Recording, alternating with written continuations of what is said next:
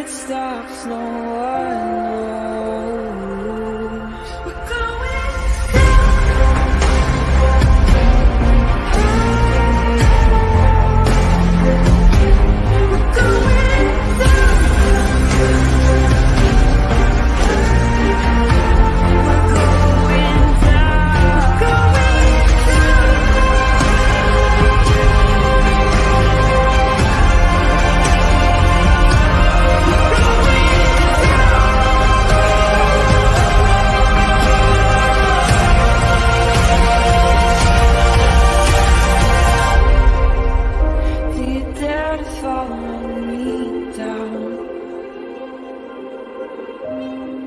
head into the unknown. Na, na, na, na, na, na, na.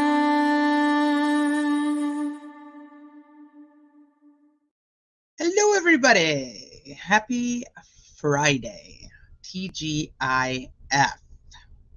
Yes, thank goodness. Welcome back for part 4. I swear when this started, I did not know that we were going to be this many parts in. I really didn't. I thought we would just read through it. It might take us a few hours, but I just can't do it. I read it, and then I'm just so flabbergasted that I just can't get through it that easily. So let me say hi to you guys. Hi, Lisa. Hi, Stephanie. Hi, Nay, my Sharky soul sister. Thank you. You love my curls. They're God-given. The blonde isn't, but the curls are. See, Dub. Hey, Princess Megan Elsa. Music City Mom. Hi, Shebe. Hi, Cement Shoes. 8 months. Wowza. Hey, Sexy Wild Thing. Carol freaking Claus. Hey, Lisa. Hey, Wheel B. Hey, J. Everett. Hey, Bonnie. I love the intro. I do. I love the intro, too. Christine did an amazing job with that. Hey, Johnny. Hey, MK. Hi, Tony. Did I miss anybody? Hey, Thistle. Hey, Crime Sleuthin. Oh, wait a minute. Shmeeda's here. Hi, Shmeeds. Love you. Just making sure I didn't miss anybody. That way back up here. Hi, Python Chick. Python Chick. That's just like, I don't know, it's like sexy and scary at the same time. Hey, Judy. Okay, let me go back down here. Let me go back down. Let me get to the bottom. Scroll. Hey, Hippie Chick. Hey, Mrs. M. Hey, Malicious Intent. Hey, Lisa. Hey, Pamela. Erin. Hello. Hey, Chris. Hello. Did I make it for part 15? I know. It's only part 4, even though it does feel like it's part 15. You guys are going to have to give me just a second because I left my soda in the other room, and that's not going to work. I'm going to need it. Hold one moment.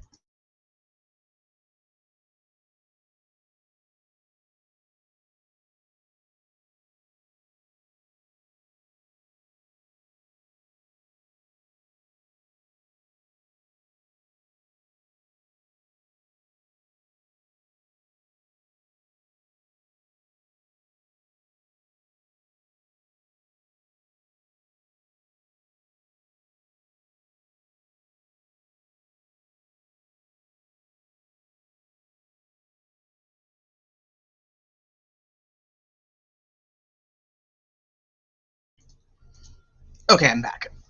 I've made it back. Safe and sound. Hey, Chris. Hey, Corey. Hey, Angels Lie. Okay, I don't know if I missed anybody. If I missed you, hello. Hey, Moxie. Alibi. Meanie Banana. Okay, so yesterday I tried to do like a recap on the first couple of parts, and that took me just an hour by itself. So we're not going to do that today. If you guys need a recap, you're probably just going to have to go skim 2 times speed the other lives. Out of 136 pages, we have made it to page 62. We are on page 62. But I cannot find, so I spent like the last hour, I was listening to Allegedly Innocent, who's, if you guys aren't subscribed to Jules' channel, you should be. She has some great insight onto this. So I was listening to her while I was searching for this photo that they mentioned in the memorandum about on Brad Holder's Facebook. They said that Purdy saw a photo of two girls that were either like playing, we're going to read through it too, but basically like that looked similar to the crime scene, even though it was like 4 or 5 years before the actual crime scene. I cannot find this photo. Maybe he deleted it at some point in time, or I'm just missing it. I don't know, but I tried to find it and I had no luck. So if you guys have found it, let me know and I will put it up. Other than that, because I wanted to be able to have it to match with what we were about to talk about. Should I stop for wine? I'm kid-free till Sunday. I'm not a wine drinker. I would say if you were going to stop for alcoholic beverages, it might be beer, but that's me. So, yay for alcohol in general, I guess. Point lover. Hey, Punksy. Okay. So we're just going to get straight into it today because I'm hoping that we don't have to do 15 parts to this. Lightweight. I prefer a good beer. Hey, Connor. Okay, so does anybody need a recap? If you need one, I'll try to do one. But if you guys know me, I'm long-winded, and then it's going to take me a really long time to do a recap from where we were to where we are. Or is everybody good to go? Are we good to go? I hope we're good to go. Hey, Sarah. I'll take whatever someone buys. She's like, I'm not greedy, as long as I don't have to pay for it.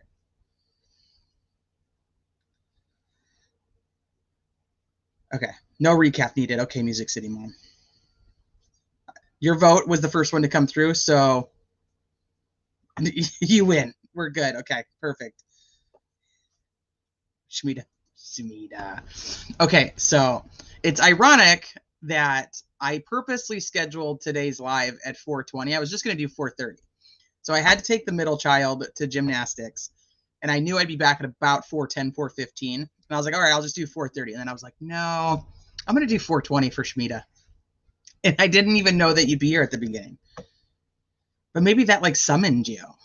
It was like, Shmita has to come.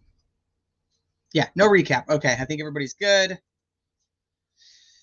Hi, Wheelbee. Hey, Aries Fire. You're not late. We're just chit-chatting. Hey, BG. All right, we're going to get right into it from where we left off because we were right in the middle of the section. Talking about why they believe that Brad Holder ties to the crime scene.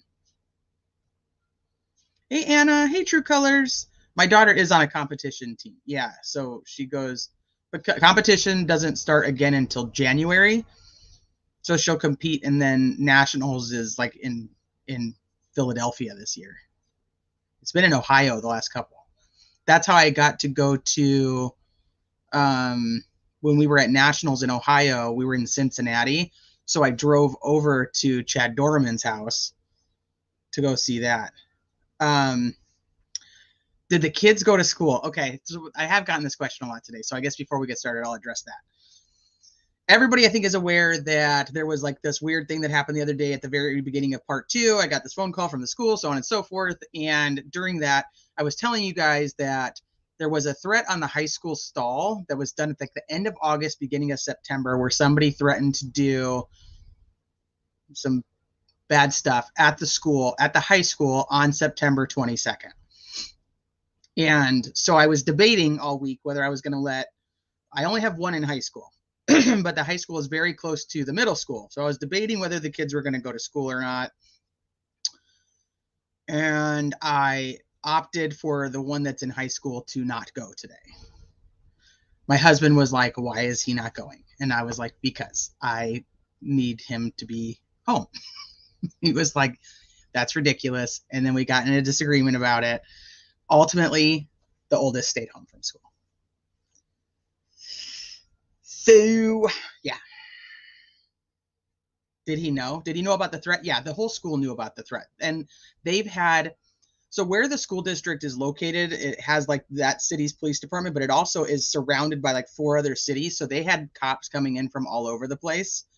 And so the campus has been filled with police since the threat. But I didn't have him go. She did go to middle school, but I did not have him go to high school. Luckily, nothing happened. Did he want to go? He's 15. I'm going to tell you right now, he doesn't ever want to go. So if he has like an excuse from mom that says you don't have to go, he's just going to take me up on that offer. Oh yeah, see, that's nuts. Yeah, all 3 of my kids go to 3 different schools too. It is. So better safe than sorry. That's kind of what I went with.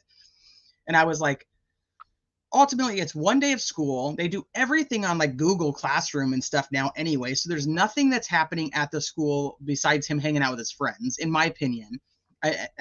He's a straight A student in like honors and AP classes. I'm like, him missing a day of school isn't like detrimental to his education. So why am I even taking a chance? So I just said, no, you're not going. And then my daughter was like, how come he gets to stay home all day and I have to go to school? Yeah, I did. I just went with my gut. I was like, yeah, you can just stay. So anyway, that's the finale of that. Nothing ended up happening at the school. There is a ton of cops that were there all day. They've been there almost all month. And the school is completely gated anyway. And you have to be buzzed to come in outside of the like times for like, you know, school going in and people getting out. But obviously the threat was in the bathroom stall. It was obviously most likely a student, which means they would have been there anyway. So thank you, Aries Fire. I know, I'm like, it was a tough decision because I felt bad. I didn't want to feed into the fear, but then I was like, I've got to be realistic. So I did it. Hi, True Crime Crazy. Aw, you got gifted a membership. Nay and Shay both gifted memberships. So yeah, trust your instincts. So that's what I did. We just didn't have trouble like this in my high school. When we were age or growing up, how crazy school. It's gotten so different than from when I was in high school. I mean, don't get me wrong. We still had like our issues. And I actually went to high school in a much tougher area than these guys do. But this whole, I hate even saying, but the whole like school shooting thing, it's like a fad now or something. I don't even, fad's probably not the right word, but it's like people are thinking like that's the cool thing to do because like these kids are getting so much attention like once it's done. But I don't know. It just doesn't make any sense to me because it's not something that we ever really had to deal with when we were younger. Hey, Richie.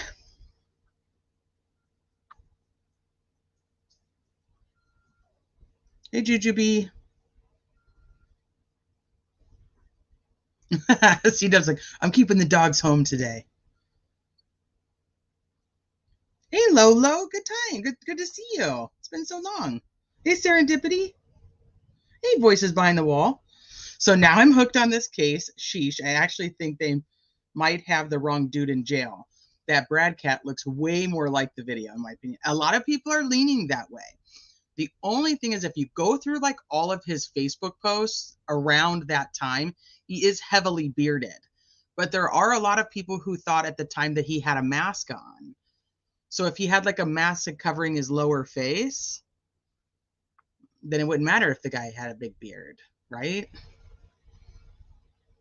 But then there's also the side that people are saying that law enforcement did confirm his alibi. Is that true? I've never heard that from law enforcement, but supposedly that's true. I don't know. The whole thing is making me ask so many questions. I have so many questions. And it's definitely making me curious if we do have the wrong guy. They're going to have to go through all of this, prove that they actually investigated all of these things, that they came to resolution that showed 100% these people were not involved, and that's why this investigation was cut off. And I still think that there are things that are popping up in this memorandum, regardless of that that if the prosecution doesn't have answers for are going to be an issue. This bullet, the pictures of the bullet, that's going to be a problem. The statements from these witnesses all having different descriptions of this person's clothes. The final one that saw him saying that he was muddy and bloody, and now the defense is saying they never said bloody. Those are all going to be a really big thing. Well, we don't know that. We don't know that. Prosecutors have said that. Investigators have said that. Hey, BR, you think the right guy's in jail. And you might be right. You might be right. Hey, Tish. Look at you, made it live. You made it live. Yeah, we fight in the park after school. And the next day, everyone's cool. No kids had access to weapons. Yeah, nobody was taking all this crazy stuff. Hey, Bonnie. No, he's still in prison. He has not been moved. That was the other request that was done on September 18th, was that, another request for him to be moved. Because they're holding him in a prison, which is unheard of. It's not normal. He's not convicted. He should not be in a prison. There's a YouTuber, hey Quinny, there's a YouTuber who gave a lot of info on this religion cult, very interesting, and she's done a lot of digging, just FYI. You can say who that is if you want to. I was listening to Allegedly Innocent before this live. Hey Dina. I'm 50. I need a lot more. I am so not sold one way or the other. I just need more pushing me one way or the other. I'm not there yet on anything. I thought that they would have had a lot more going into this than I feel like they do now. Hey, Ainsley. Yeah, the bullet puzzles me, but I thought Brad lied about where he was. The gym at 2 a.m., super hyped, I heard too. What the fuck? Or both him and Brad involved, possibly. Well, so they have to find a tie to put these people together, one. And then he supposedly was at work until 2:45. The people on the internet, so take it for what you want, have said that the police have verified his red truck leaving the site of his work. And then he went to the gym. I don't know how much that is going to matter if there is anything that shows that these girls were taken out of the area or of that immediate area and brought back. And I know I go back to, okay, well, there were searchers there. But then I go back to what the searchers that were there said they walked that area and there were no bodies.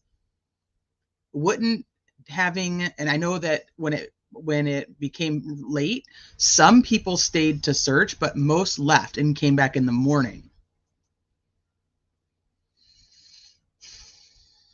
So wouldn't it be easier to do this whole setup, if that's what it is, under the cover of darkness when there's less people there?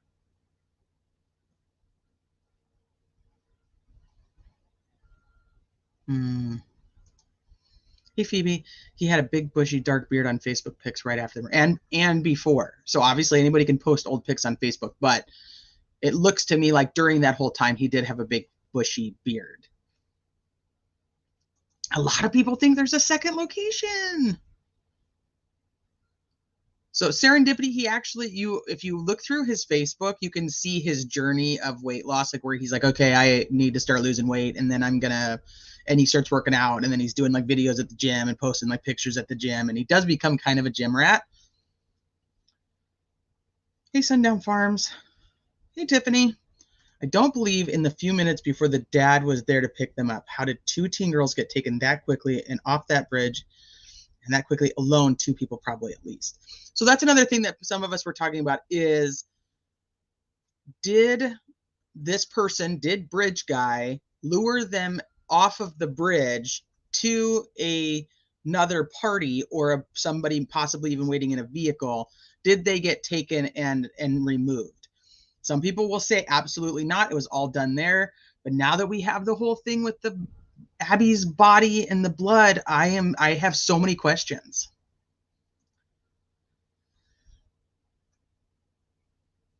Asked Chad Daybell. Yeah. Hey, Dark Horse. I feel the girls were removed and brought back. In a ritual, it would be done around midnight, in my opinion. You took the wind out of my insult sail. I'm sorry. I'll give it back.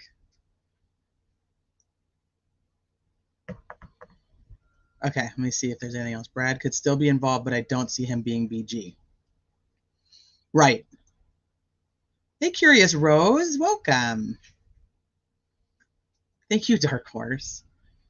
I don't know if he's BG. I don't know. I'm telling you that with all we've had, umpteen people compared to BG, and every one of them, I'm like, that looks like the guy. That looks like the guy. That looks like the guy. So, okay, we're at page 62. We're going to get into it so that we can try to make it through as much as we possibly can. But I'm going to put you on hold for just one more second so I can turn the fan on.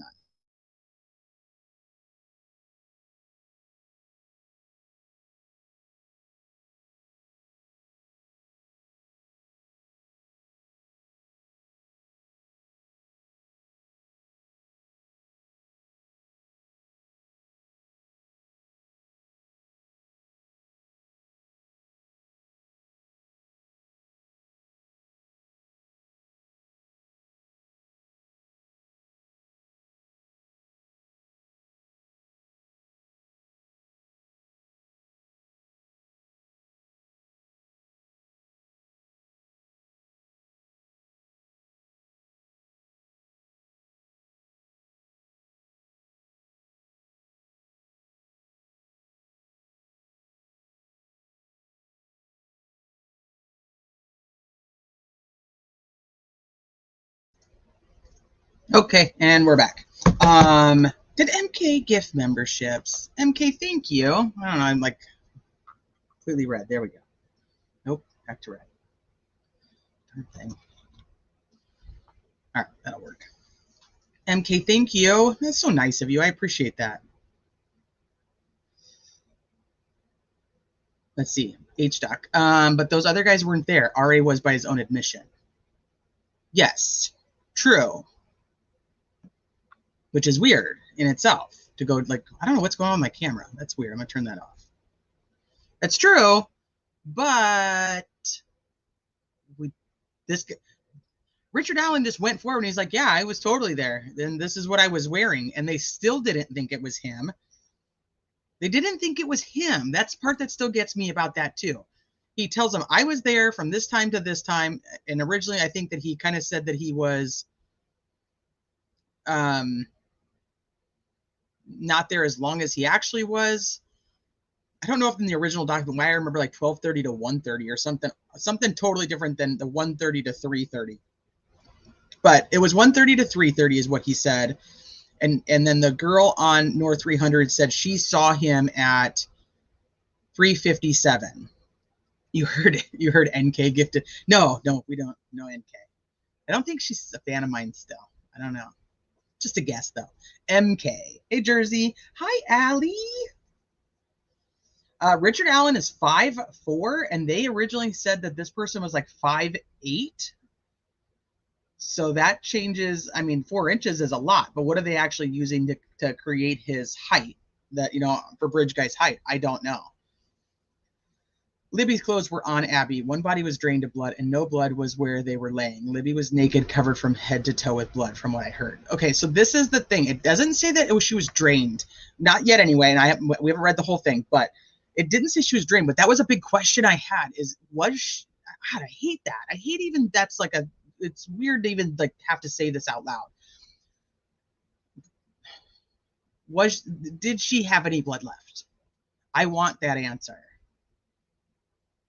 I think that's been proven in this circumstance. I don't think that they did everything the right way, especially if they didn't even take the sticks that were on the body. Come on. Yeah, Richard's 5'4". So, and then here's the other thing I was thinking about. So all of you guys that were here yesterday, remember how Brad Holder's ex Amber was asking him all these questions, and he was talking about that Patrick Westfall had done something to 2 other young girls, and then the investigator asked her, like, do you think that it would possibly be that it could have possibly been the 4 from the Flora fire?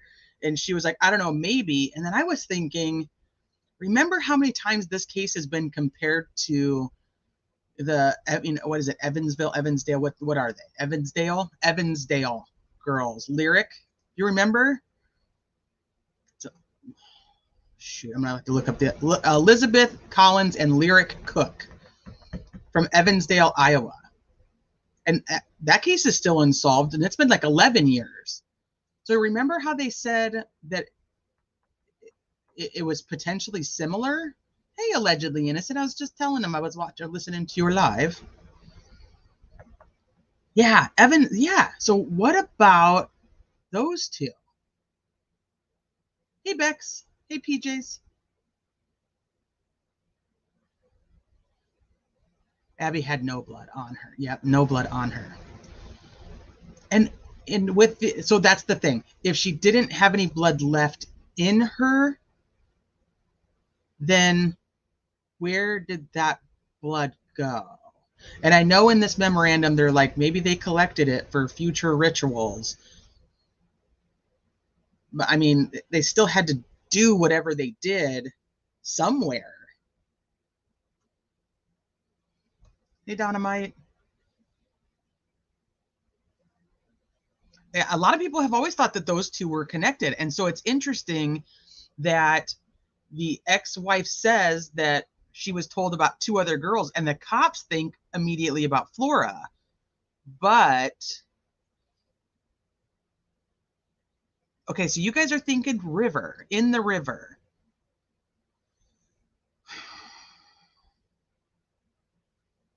Okay, so then it goes against the whole ritualistic aspect of what they're trying to wrap this in, because they're essentially saying that they believe she was hung upside down like the photo of Odin.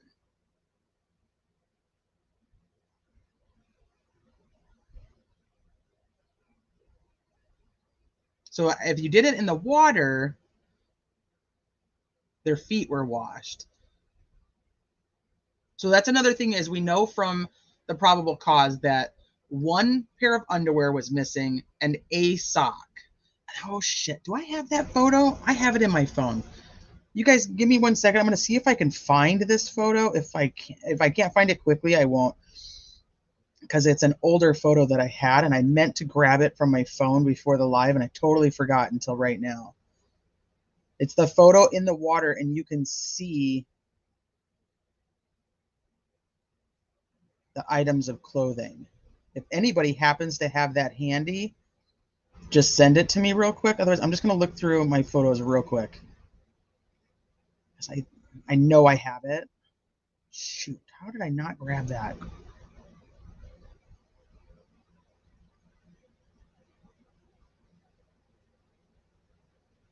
Does anybody know what photo I'm talking about? They found Libby's shoe on the other side of the river. Oops, wrong comment. Sorry, it skipped on me. Yeah, they found Libby's shoe on the other side of the river.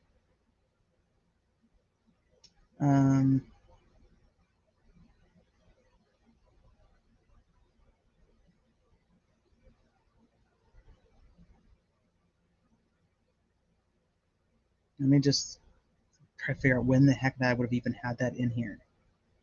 Probably end of 2022, right? Around the time of his arrest. Let me look.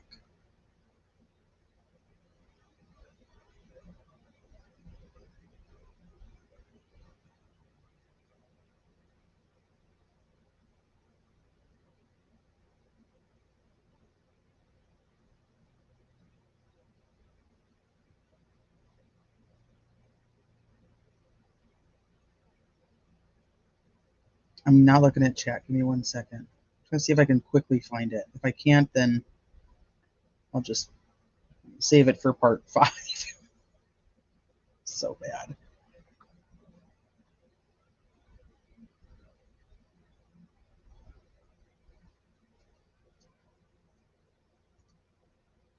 Check my PMs. Okay.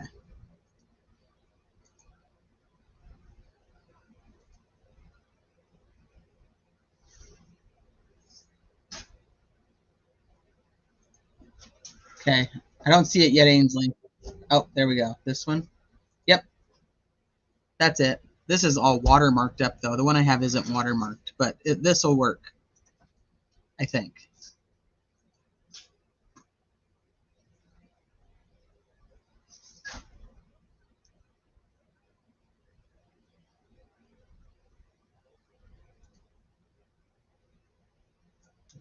Okay, give me 1 sec.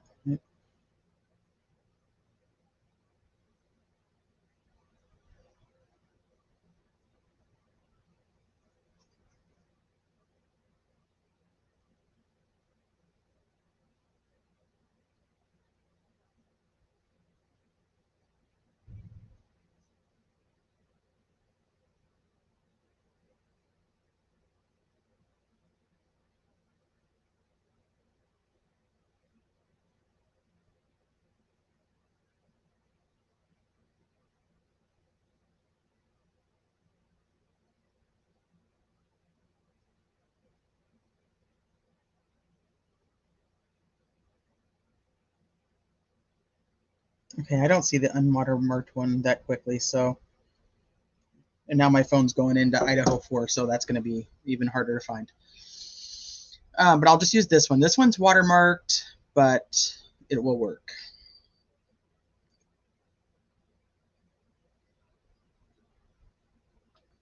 Downloads.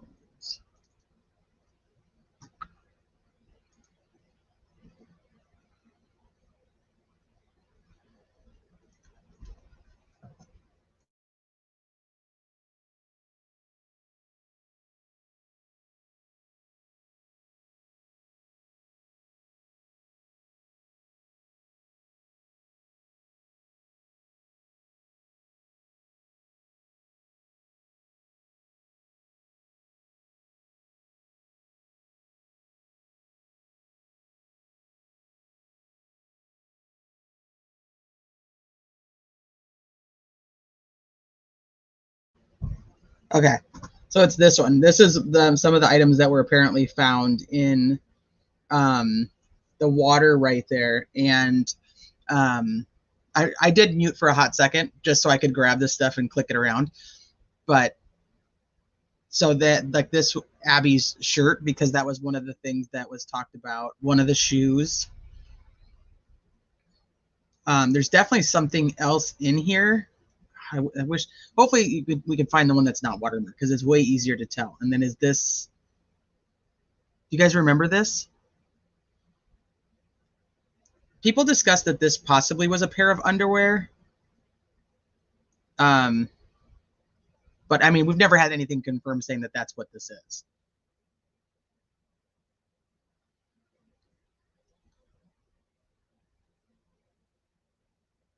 Has anyone seen the show True Detective? Yep, the first season. Yep, the first season is. We talked about that on part 1 too, because it does. It's very, very eerie. The guy with the property nearby with Barnes, Ron Logan, passed away. So Ron Logan owned the property the girls were found on, and yeah, he has passed away. A gray bra top, like somewhere right in here. Oh, Ainsley's looking for the unwatermarked one. Hey, Sleuthy Goosey, good to see you. Hey, Jeannie. Remember when a cold case detective came to see if the Delphi case was related to a case in Kentucky, I think it was? This detective followed someone around. I wonder who that was. A case in Kentucky.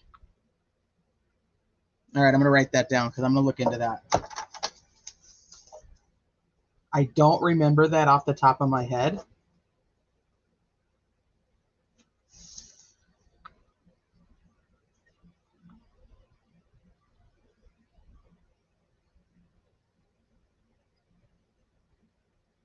I don't remember what he ended up passing away from. I can actually probably just look that up because that was like big news at the time. But he was older.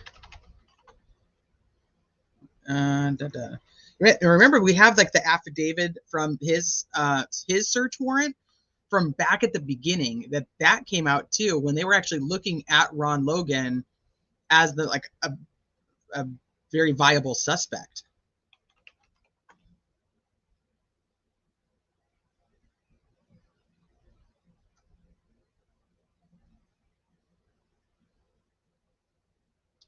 He reportedly died of COVID-19. Supposedly. Reportedly.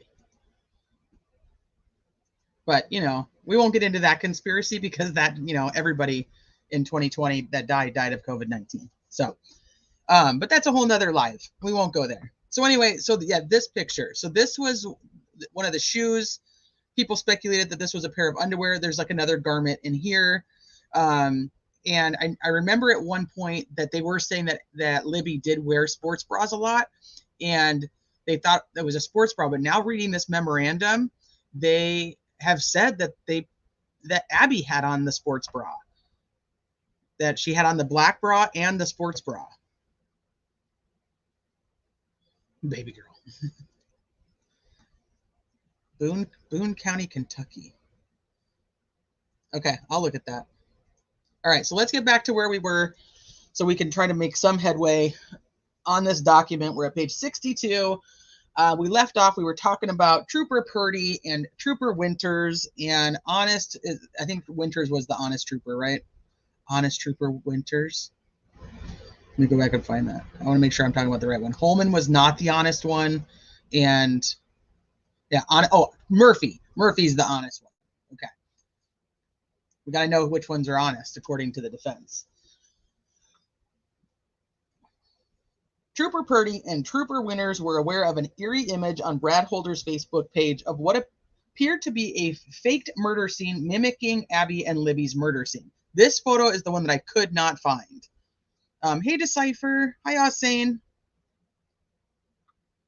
When Trooper Purdy learned from Becky Patty that Brad Holder was an Odinist, at least for a short period of time, he was curious about Brad Holder. This short-term curiosity led to Purdy looking into Brad's Facebook page. So remember, they gave Purdy, this whole report that was supposedly written by a professor, but nobody knows the professor's name. Nobody can figure out where the professor is, and nobody can find the report from the professor. But Purdy supposedly saw it during this time, and according to him, at the time he read the report, he did not feel like Odinism was marked off the list of possibilities. So it'll be curious because he does change his mind, but we don't know what led to that yet. This photograph is marked as Exhibit 43. It shows two girls lying on what appears to be the ground of a forest. The girls are either dead or posed as if they were dead. The girls have tree limbs arranged over their bodies. The girl in the forefront of the photograph has her left arm and hand positioned very similarly to that of Abby's left arm and hand outstretched above her head. The defense has prepared a side-by-side photograph of the mimicked photograph compared with the crime scene photograph of Libby, which is marked as Exhibit 44 and filed as confidential. Although both girls are dressed and the limbs on the girls are not arranged exactly like the limbs and sticks on Abby and Libby, the similarity of that photo found on Brad Holder's Facebook page is pronounced. Purdy did not think much of this photograph in terms of it implicating Brad Holder. At least that is what he is now claiming in 2023. However, even before Purdy had found that disturbing image on Holder's Facebook page, a tipster had beat him to the punch by finding it much, much earlier. The contents of a February 16th, 2017 tip was written up in a report. This tip came in just 2 days after the girls were found. This tip said the following: father of Logan Holder, ex-boyfriend of Libby, social media shows him a we know it's actually Abby, so I'm wondering.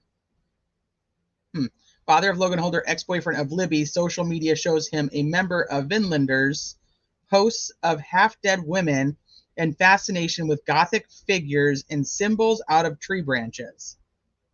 This report shows that Liggett actually approved further investigation of Brad Holder based upon the tip. He does still have on his Facebook a lot of photos of tree branch symbols and tree branches made into symbols, and I mean, so those are still there. I just can't find the one of that they're actually specifically speaking of. This very disturbing image came to the attention of law enforcement a third time by way of a gentleman named Ryan Boucher from Georgia. This tip was received by Trooper Joseph Winters on April 12th of 2017 and converted into a report. An unredacted copy of this report is attached and marked as Exhibit 46, and marked as confidential. I wonder why that one's confidential. The defense will hereinafter refer to this report as the Winters Report. Ryan Boucher has also signed an affidavit detailing his failed attempts to gain the interest of Carroll County law enforcement concerning the information that Boucher discovered on Holder's social media accounts. That affidavit is attached and marked as Exhibit 47. Boucher's affidavit also details other aspects of the case discussed in this memorandum. As the affidavit details, Boucher talked directly to then Sheriff Toby Lesenby about his findings. This conversation would have occurred sometime before Boucher's April 12, 2017 conversation with Trooper Winters. Okay, so he'd already talked to Lesenby, and then he talked to Winters after that. Lesenby told Boucher that Holder was not a suspect and quickly dispensed of the phone call, as detailed in his affidavit. Despite Lesenby's comments essentially telling Boucher that Holder had been eliminated as a suspect, Boucher was undeterred. Boucher felt something was off and called the state police. As detailed in the Winters report, once Boucher provided his ID, Boucher then provided Winters pictures from Holder's media account depicting tree limbs on the ground, displaying the runes consistent with the Odin belief system. Then Winters wrote in the report that the provided media pictures show unknown girls believed to be the deceased with sticks placed over their bodies. The sticks across the females on Holder's media were believed to be symbols or runes. So I'm sure that picture's got to be out there somewhere. But let me show you the other pictures that are on there so that you guys at least have an idea of what this part is talking about. I didn't grab them all, but I grabbed some just to show you guys. Hi, everybody that's popped in that I haven't been able to say hi to. So like some just look like they are part of nature and they resemble us, like one of these symbols. So he took a photo. Other ones are like intentionally made. Tell me I grabbed that one. Where's that at? What the heck?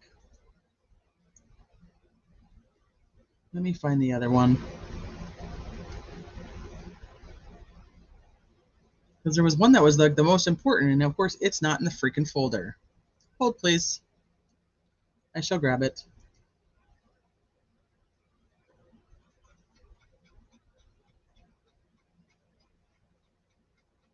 You can probably hear me scrolling. They see me scrolling. They hating. Trying to escape from scrolling dirty.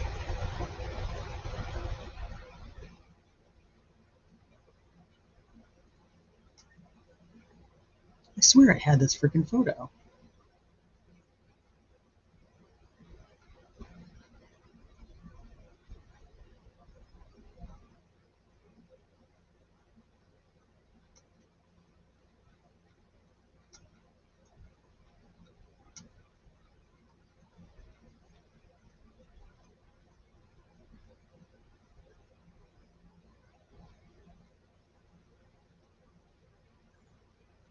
The guy really does like a good selfie.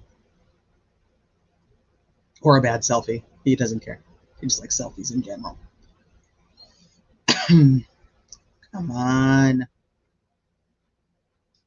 Seriously?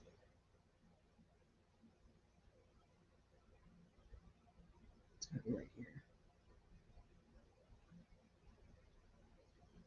Yeah, this one.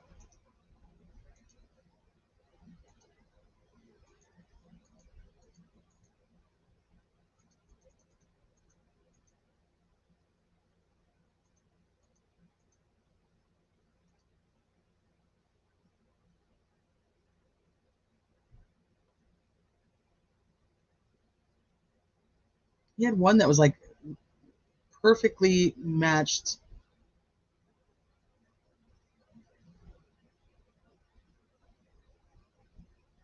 All right, I'm not going to waste more time doing it. I'm looking for, here it is, right here. Never mind, found it.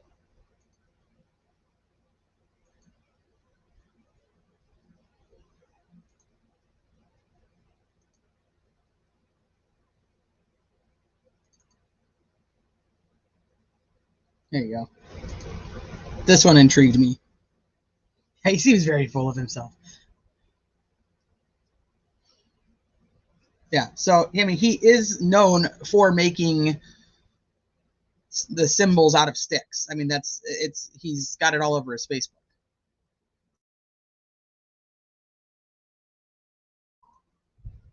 Okay.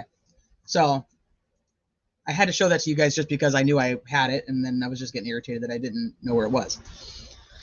So, okay, so the sticks across the I still don't know where that picture is. It should be noted that law enforcement has, to this day, still failed to turn over this mimicked murder photograph found on Holder's Facebook page. Fortunately, defense counsel was able to find Winter's report in the sea of evidence, and upon reading it, understood the potential importance that this photograph may have in terms of Holder's culpability in the murders. The only problem is that law enforcement had failed to produce it for the defense. Wait, they found it in the sea of evidence that was given to them, but they didn't label it for you. I got you.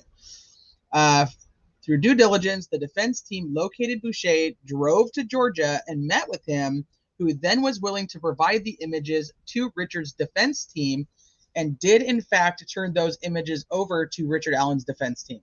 Okay, I got it. So they found the report that Winters had talked to Boucher. They did not have any of the photographs that were supposed to be with this report.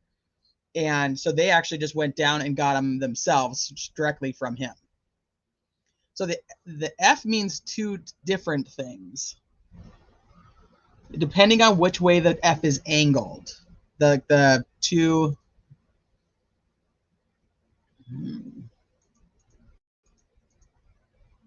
So the F being angled down means Odin and Ansus. So that's what they're trying to say that the F on the tree represents. There's the other F that goes up. Did I not grab that one?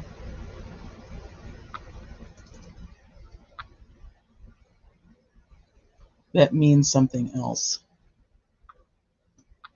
Is it this one? Oh, we'll have to go back to that because I'm not going to dig for more photos and make you guys wait. Hey, Jordan.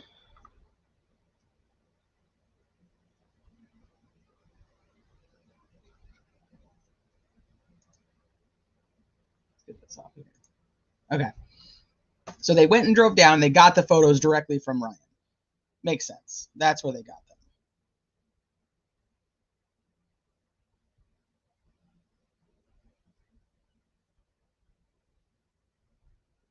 More weird than Idaho. Even as recently as August 23rd, 2023 deposition, Winters stated that he was still unable to locate the images referenced in Winters' report that Boucher had provided Winters back on April 12th of 2017. This means that the defense team had not traveled to Georgia, that if the defense team had not traveled to Georgia, it would still not be in possession of this exculpatory piece of evidence, and also would not have been able to ask questions at depositions to law enforcement concerning those images. To this very day, the state of Indiana has yet to turn over the images that Boucher provided Winters back in 2017. Oh man, there's so much that they're not giving them, or they are giving them in this big pile that they're not able to actually filter through all of it. Following his interaction with Boucher, as can be read in Winters' report, it was apparent that Trooper Winters' interest was piqued.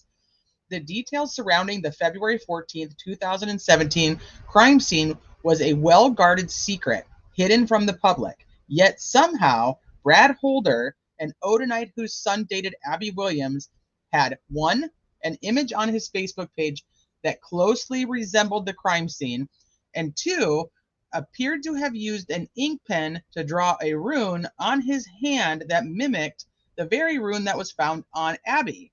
Both images are described in Winters' report. So what did Winters do once he realized that it appeared that Abby's boyfriend's dad, Brad Holder, appeared to know intimate details about the crime scene kept confidential from the public? He spoke with Jerry Holman. The information that Winters unearthed via Ryan Boucher was so impactful on Winters that Winters, remembers talking with Jerry Holman of the Unified Command. Winters even recorded the following in his report. I spoke with Sergeant Holman on April 12, 2017. Sergeant Holman advised that the FBI had interviewed Holder shortly at the beginning of the investigation. In his deposition, Winters provided his reasoning. Yeah, I think there's some substantial things that need to follow up on.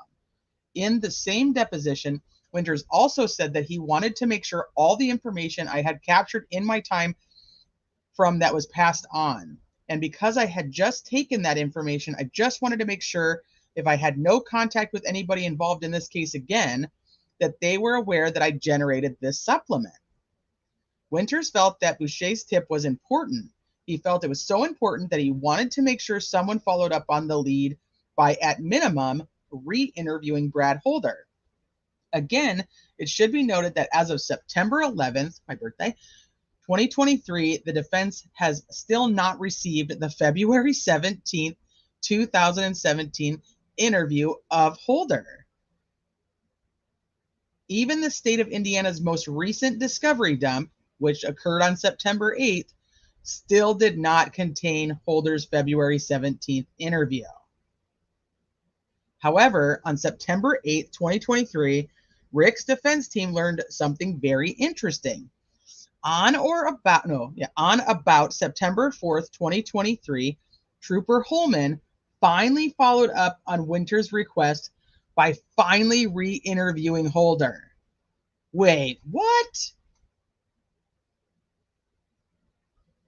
He interviewed Holder again this month? This month? Yes, Tiffany, absolutely. Why in the world would he be interviewing Holder on or about September 4th of 2023 when they arrested Richard Allen and are now stating, Holman specifically is one of them, that is now stating that there's only one person involved in this crime? What are they re-interviewing him for?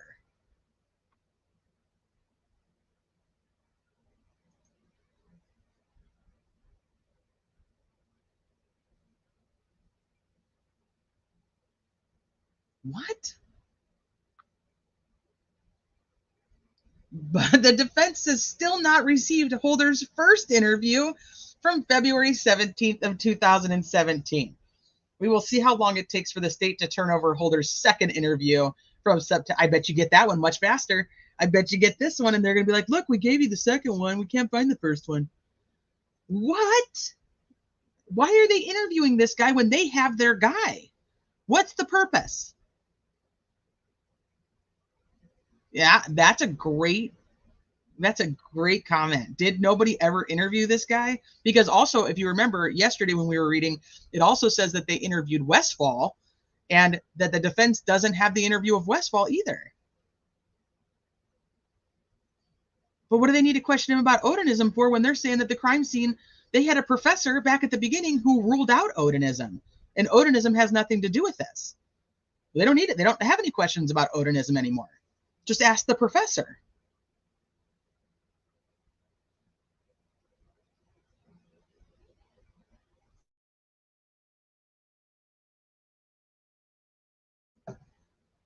All right, that makes no sense. Okay, well, we'll see. We'll keep going.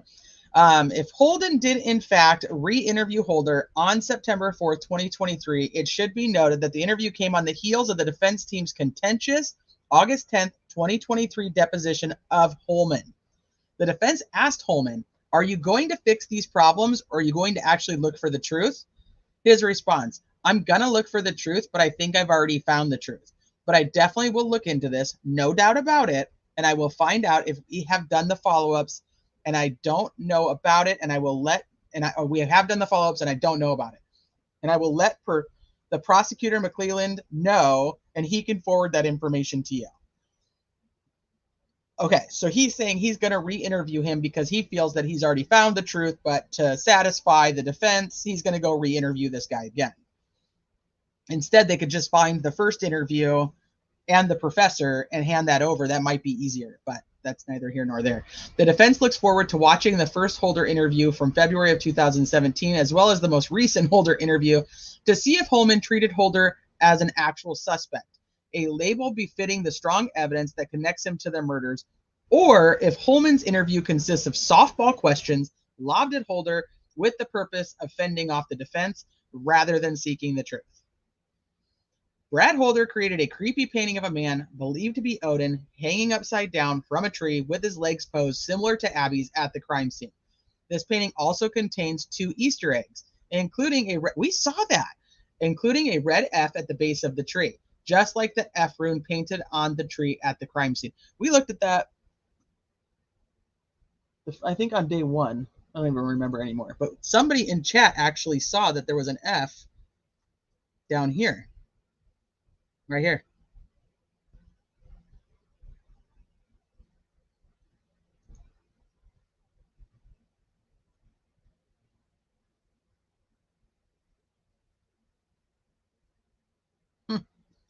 Wonder what the other Easter egg is.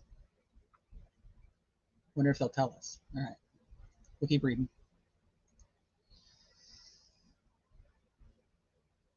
Previously, the defense marked as exhibits 32 and 33. These are the creepy images of the painting that Brad Holder created in February of 2018. And we know that law enforcement had these images because they labeled them images from Brad Holder's Facebook account. So we know that those were there, just not this other one, the one that's mysteriously I can't find either. Creepy images of the painting that Brad Holder created in February of 2018. The image is of a man hanging by his feet. Brad Holder provided at least 2 Easter eggs in this painting for anyone following him on Facebook. The first Easter egg is another example showcasing Holder's knowledge of the hush-hush crime scene, guarded from the general public. You will notice at the base of the tree is a rune painted in blood red. The rune looks like the letter F, just like the letter F rune at the crime scene painted onto the tree using Libby's blood. The other Easter egg is the date that Brad Holder placed on the painting in the lower right corner of the painting. You will see that it looks like 2/17 and then some gibberish. It looks therefore like a month, February, in year 2017. Abby and Libby were slain in February 2017. Upon closer inspection, it appears that the date in the corner may be 2/17/18. If so, this painting was drawn 1 year to the day that Brad Holder was interviewed by the police and then essentially dropped as a suspect. Okay, that might be reaching. Let's take a look. Ah, come on. Where'd it go? Seriously? Why does it keep doing that?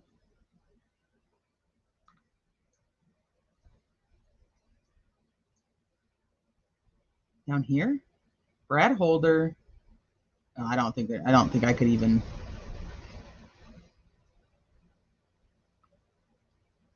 Can you make anything out of that?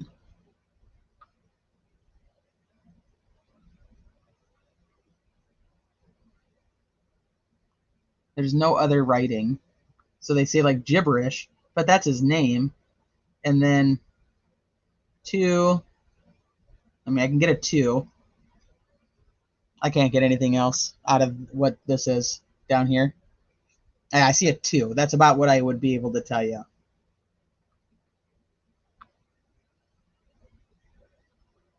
You can see 2/17?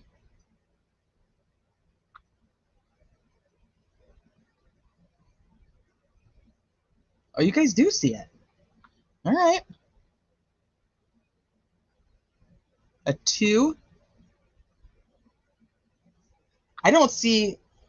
Oh, right here. Okay. Okay, let me see. 1 right here and then 7. So the dash 2-1-7. Right there. Yeah, this is Brad Holder 2-17. There is something else here.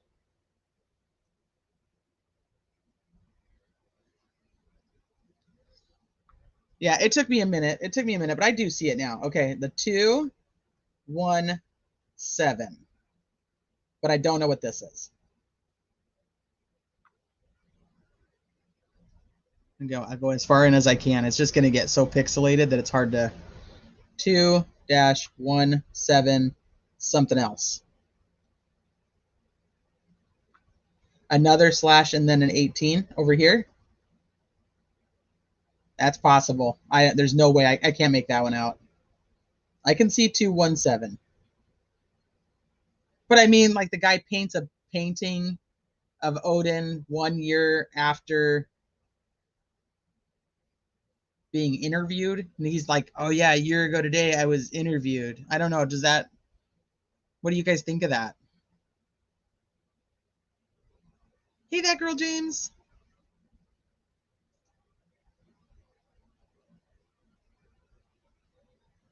Hey, Eris. Hey, Deb. Well, so it says Brad Holder. I doubt he would put his initials on there too, right? 217 something down here.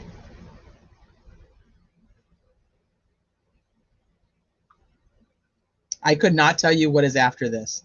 And that's only like 217 is like having to look at it like kind of at an angle, and it's all blurry. It's hard to tell. I mean, like the defense is going to need a better picture to be able to pass that off. And like, why would you think he's going to go, I was interviewed a year ago today, so that's the day I'm going to make a painting? Does he start it on the 13th? You know what I'm saying? Like, is there more to it? Does he paint it all on 217? I don't know.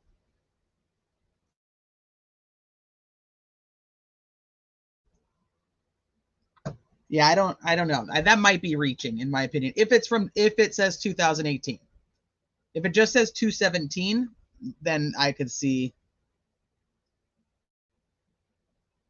Yeah, I mean, it does. February 17th, 2018 is when he posted it, so it's suspect. I mean, I could go that. Okay, I can see that I can see bringing that in, but better have a lot more, because that's not enough. Not for me anyway. Here. Okay. Is this just a fluke that Holder painted a red F at the base of this tree almost 1 year to the day that the girls were slain, when the crime scene was a guarded secret? Is it just a fluke that the date in the right corner of this eerie painting shows 217? Unified Command would probably say yes, just a coincidence. Well, I'm going to say very well could be. We know that that the F means something, and we know that the picture is supposedly of Odin, right? So we know that this guy is an Odinite. Is it? So I don't know. I don't know if you can tie those together. Yes, he's not. If there was like a random ass symbol, and that random ass symbol showed up in his painting, then maybe. But this isn't random. It actually goes with what he believes. You know what I'm saying? So I don't know. We could take that and kind of put it in my back pocket for a second until I read more. 2016 Brad Holder video from his Facebook page shows a pagan ritual, with the most important part at the very end. A man that looks like Patrick Westfall appears to be using his fingers to paint a tree. All right, I have that. Let me pull that up. And we're not going to watch the whole thing. It's like a half hour long.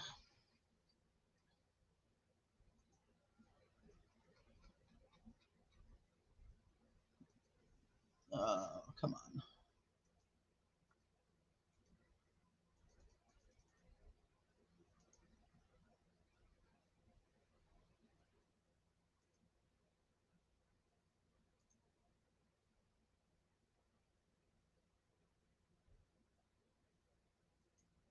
Up to you if you wish to hail him or not. So we'll just go to the end. It is not required. Everybody knows who Thor is, so yes, ma'am. Gathered.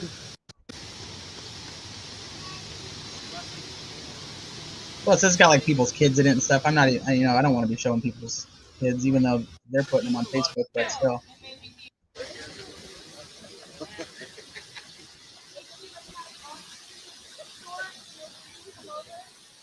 My Valkyrie's over here.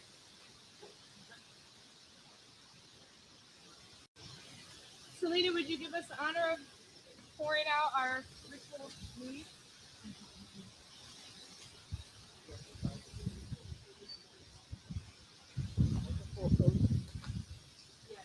Wait, did I skip it? It said it's at the end. This is the end. Did it already happen? Now, but Well, I didn't timestamp it. Nothing that is in. she's been very good by that, and I thank you for sharing that. Hey, Delena. Anybody wants to leave offering, feel free. Under the oak, the heathens of... Well, that's why I was just going to play this whole part. Hey, Patricia. Good to see you.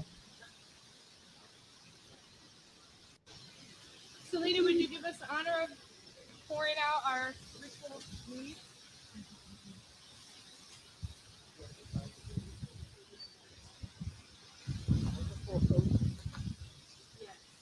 My sister made that bowl for me. We call it a bowl.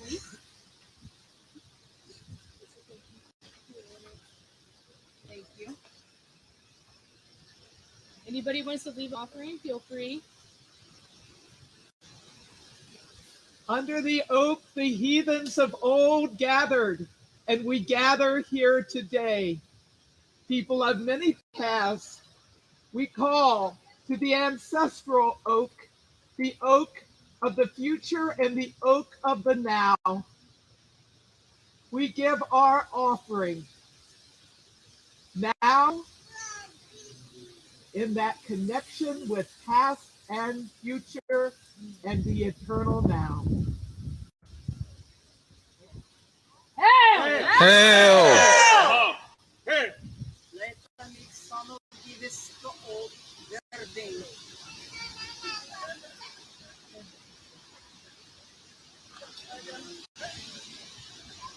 Hail!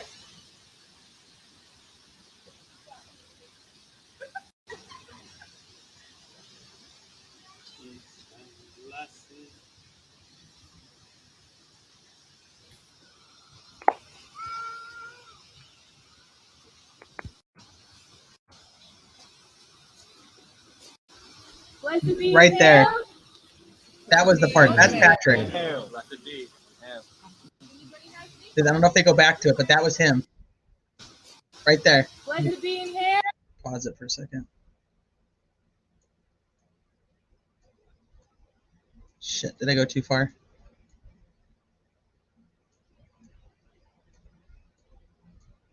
Damn it. Freaking Facebook Lives.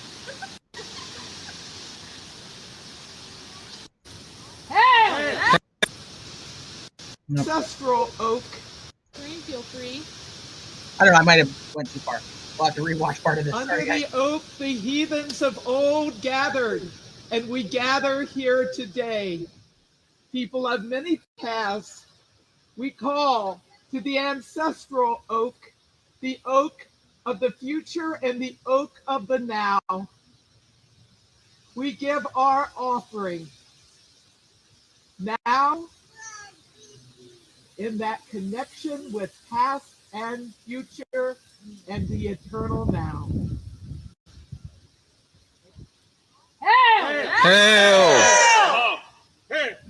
Let the son of this old verde.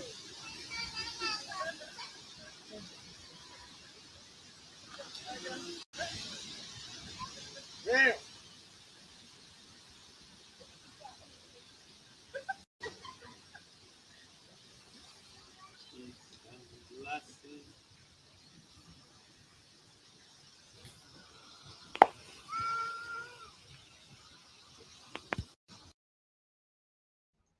Right there. That's what they're talking about. I think it looked like water too.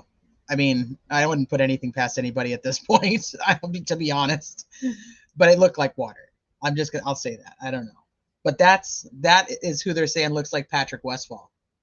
And I pulled the photos they had talked about. They said that the last photos of him and Westphal together were on January 21st. Let me see where I put them, though. It looks like when I saved stuff, it went somewhere else. Because I know, like, I saved these photos, and they're just not here.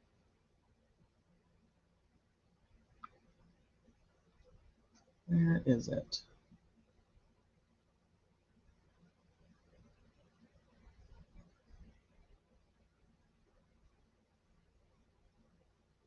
You know what? Let me try this. What the fudge?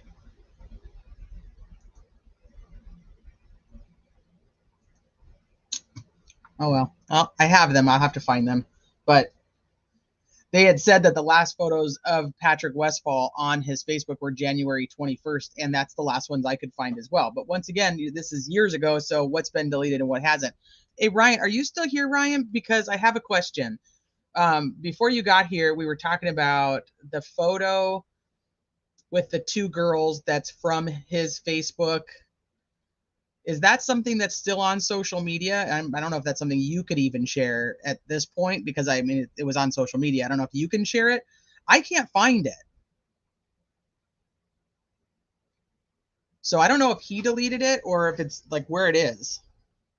And it might be like on a Reddit thread somewhere. Who knows? There's so many. I couldn't even tell you. Hey, Josh. But this is Patrick. So this is what they're saying. They believe this is Patrick Westfall writing something on here from September 10th, 2016. Okay, no worries, Ryan. Don't worry about it. I kind of figured, but I figured I'd ask just in case. Okay, so back to this. Okay, so Pat appears that to be using his fingers to quote unquote paint a tree.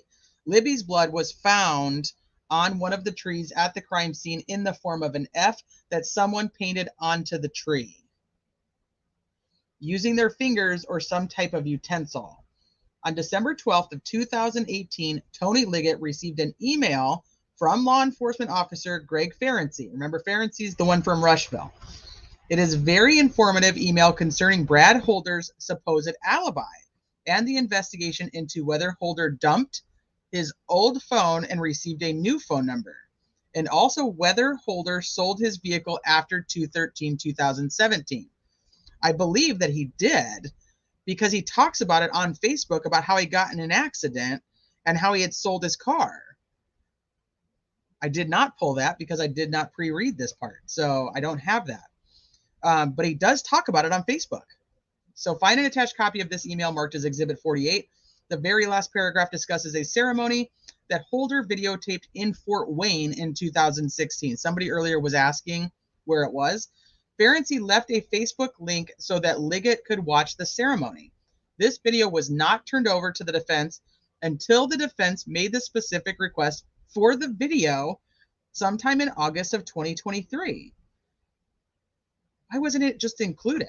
And if they made the request in August of 2023, the roughly 25-minute ceremony itself is odd. At the beginning of the video, Brad Holder is revealed as the person videotaping the ceremony. During the last few minutes of the video, when the presumed Odinites are dumping water, so they say it's water, at the base of the tree, you see a man that appears to be Patrick Westfall enter the scene. Once he is at the tree, you can see this person use his hand to what looks like mark the tree. Unfortunately, the viewer cannot see what word, letter, or symbol, if any, this person, presumably Westfall, is marking the tree with. The marking appears to occur at a similar height. Well, that's an interesting point. Yeah, how high up is the marking on the tree? The marking appears to occur at a similar height from the base of the tree as the marking of Libby's blood was in the crime scene photos. Well, that would be interesting. That would, if they could actually get that. Okay, I'm gonna hold on to that. Ferenczi sent a link of this video directly to Liggett. This video seems to show Westfall marking the tree in a similar manner in which the F was marked with Libby's blood at the crime scene. Even Ferenczi commented on Westfall marking the tree in the email. Yet Liggett either intentionally or recklessly disregarded this evidence, potentially linking both Holder and Westfall to the crime scene. I'd be curious the date of that email. Because remember, they've already basically said that Holder's not part of this as of like 2 weeks after the crime.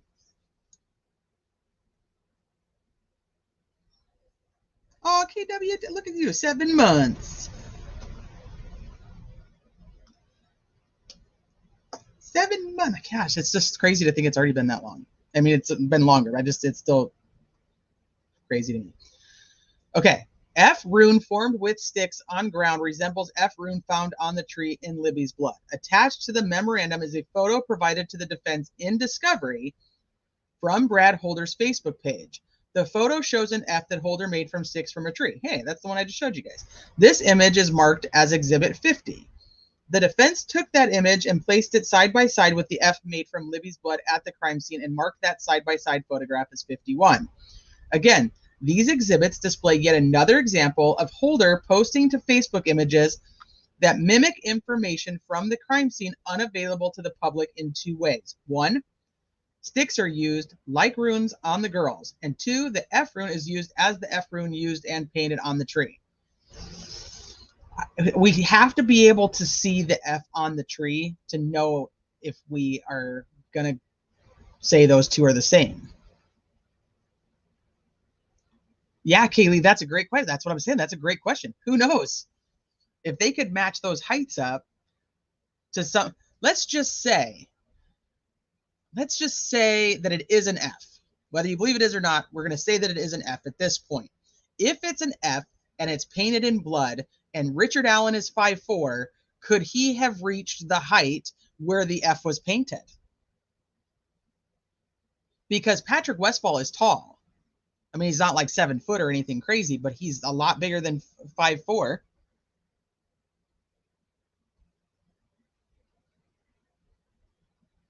So if there's an F painted, could he have even reached where this F was on the tree? It's a great question, in my opinion. Look at Delana. Oh, I love you. Thank you. Okay.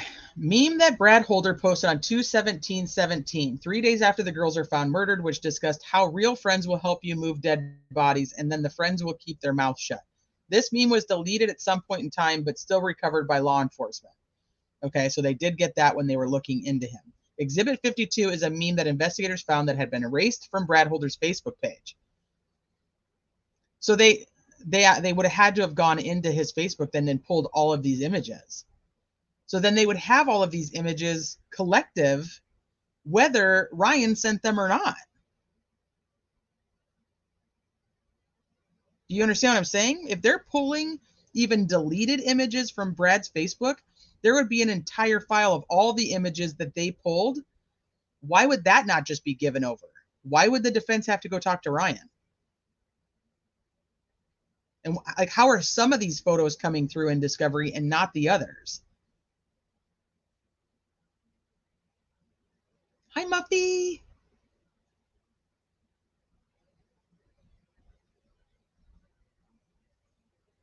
Yeah, I posted that same one. See my mouse. There it is. Yep, I posted that meme too. Yeah. And the other one, I'll put you in the trunk. I used to think that was really funny until Heidi Broussard's case. And then I was like, shit, that's probably not very good anymore. But still, it doesn't make sense that they should have an entire file folder of all the photos that they downloaded. If they were getting erased images, then they should have it. Easy peasy.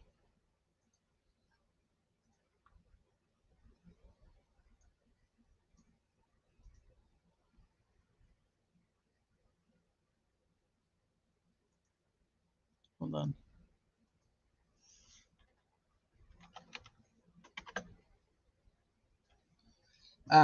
Okay. The meme shows a still shot from a scene from the movie Goodfellas in which the main characters are moving a dead body from one place to another. Billy Bates' dead body had been in one location, but later it was moved. The meme says your real ones. Oh, yeah, I'm not. So I don't care. I don't think that matters. So 3 days earlier, Brad's son's girlfriend was found murdered. Okay, that might make it matter. Your real ones don't judge you or ask a bunch of questions. They help you move the body and never speak of it again. I mean, it's probably really poor timing because they know that she was murdered. It's not like they didn't know yet. They did know. The girls' bodies were moved at the crime scene from one location where they were killed to a different location at the crime scene where they were found on February 14th, 2017. I really wish that there was more specificity. You guys are going to like that I use that word on what one location is the crime scene.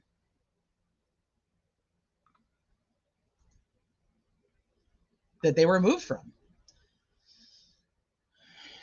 They were found on February 14th. They, friends, help you move the body and never speak of it again. Toby Lesenby and Tony Liggett know that it took many men to accomplish all the tasks needed for that crime scene to exist the way it existed when the bodies were found. The timing is certainly curious.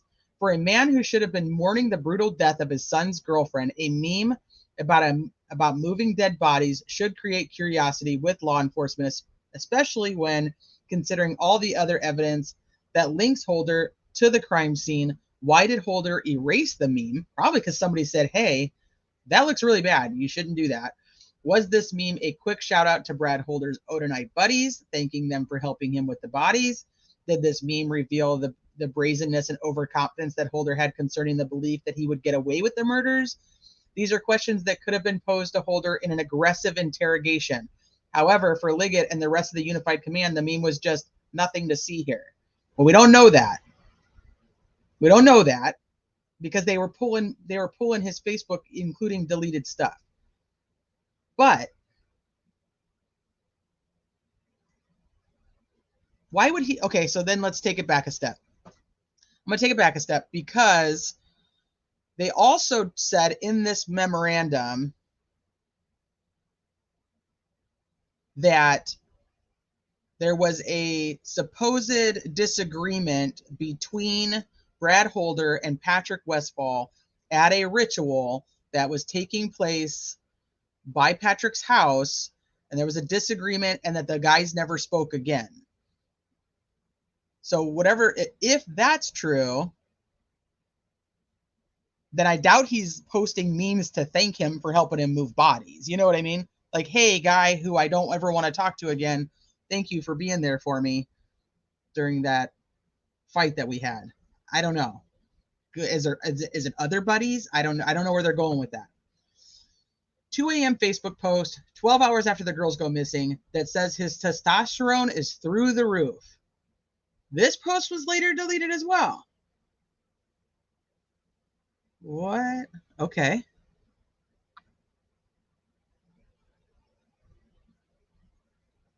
What? Now why delete that? Tactical Dragonfly, thank you for joining.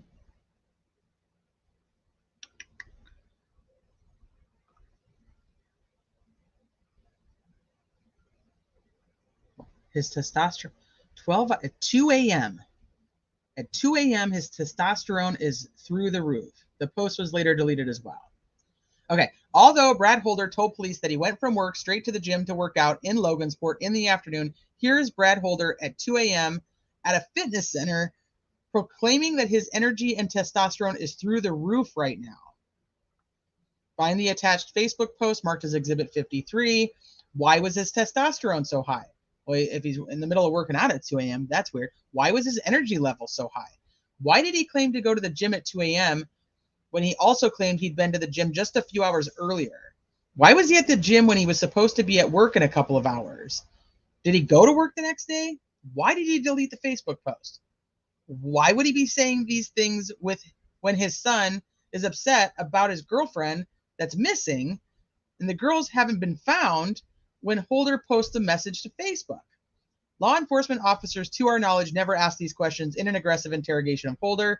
Perhaps they did at the recent September 4th, 2023 interview. We shall see. In Greg Ferenczi's December 12th, 2018 email to Tony Liggett, Ferenczi had a few questions about Holder's deleted email. Wait, about Holder's deleted email? About Holder's deleted email? Is that a typo? This includes questioning whether Holder's alibi about being at the gym should be further considered. His alibi is discussed in a later section. Okay, in the most recent dump of evidence, the defense believes that some evidence may exist in which law enforcement attempted to verify whether Holder even went to the gym. Great question. Due to the desire to file the Franks motion and memorandum, the defense has not had an opportunity to review that evidence, if it exists. The defense can't be sure what was asked of Holder at either his February 17th or his September 4th interviews, as law enforcement has failed to provide that to the defense, at least as the time of the filing of this memorandum. Although, on September 11th, the prosecution informed the defense that yet another round of additional evidence is available for pickup. The defense should be picking the new discovery on September 18th, 2023. Perhaps these videos will be found in the latest round of discovery over 9 months after the defense entered their appearance. Okay, why in the world would it take you? You arrested him in October. Why would you even be giving evidence from 2017 the following September? Like, wouldn't that all be in your first batches of evidence? Like, wouldn't, like, what you're missing and what you still have to, like, get once the arrest is done is the stuff from the search warrants, the testing from the labs on those items. Everything else is done. It would be really easy just to be like, here you go. Here's everything from 2017. Here's everything from 2018. Here's everything from 2019. It doesn't make sense that there's information from 2017 that the defense still doesn't have as of September 11th, regardless if it's in this dump or not. That's my opinion. That's bullshit. Especially because trial's supposed to start in January. So you're thinking like law enforcement and the prosecution have now had this quote unquote information for 6 years.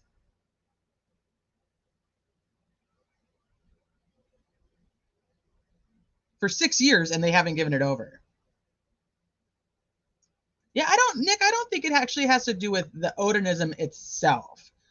I think it has to do with like the offshoots of all these religions. It's like when we talk about like Lori Vallow and Chad Daybell, it's not about Mormonism.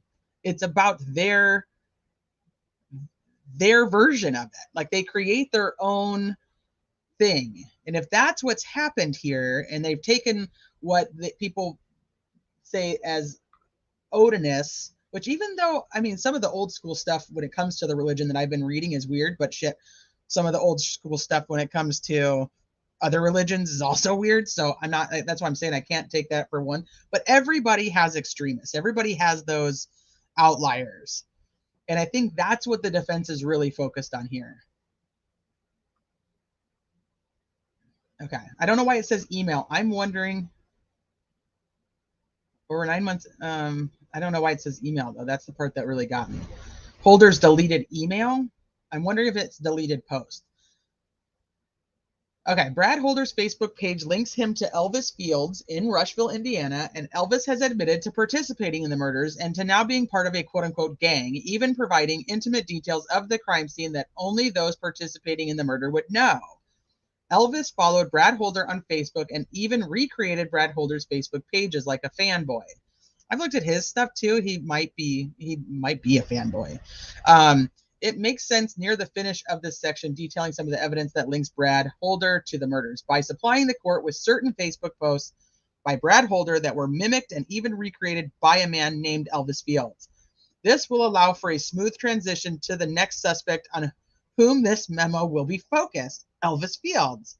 Who is Elvis Fields? So this is interesting because they're saying that he actually shared details of the evidence, but originally, which we haven't seen anything here yet, but they didn't say he actually told her the details. They said that he admitted that he was there and that he admitted he was there and he admitted that he spit on one of them.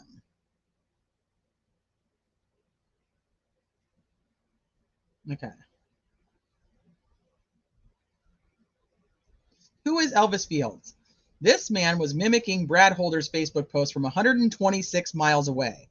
You will soon learn that he is a man that has admitted to both of his sisters that he was involved in the murders. A man that told his sister that because of his involvement, he is now part of a quote-unquote gang and had a quote-unquote brother, a man who, after providing his DNA, asked police that if he could explain why his spit might be on one of the girls, would he still be in trouble?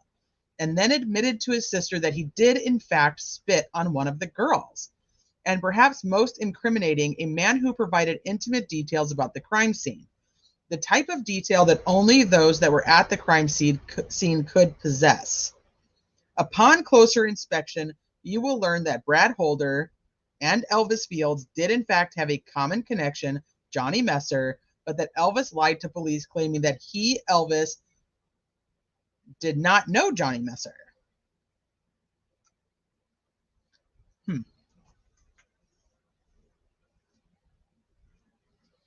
Evidence provided by law enforcement shows that Elvis Field lived in Rushville, 125 miles away from Delphi.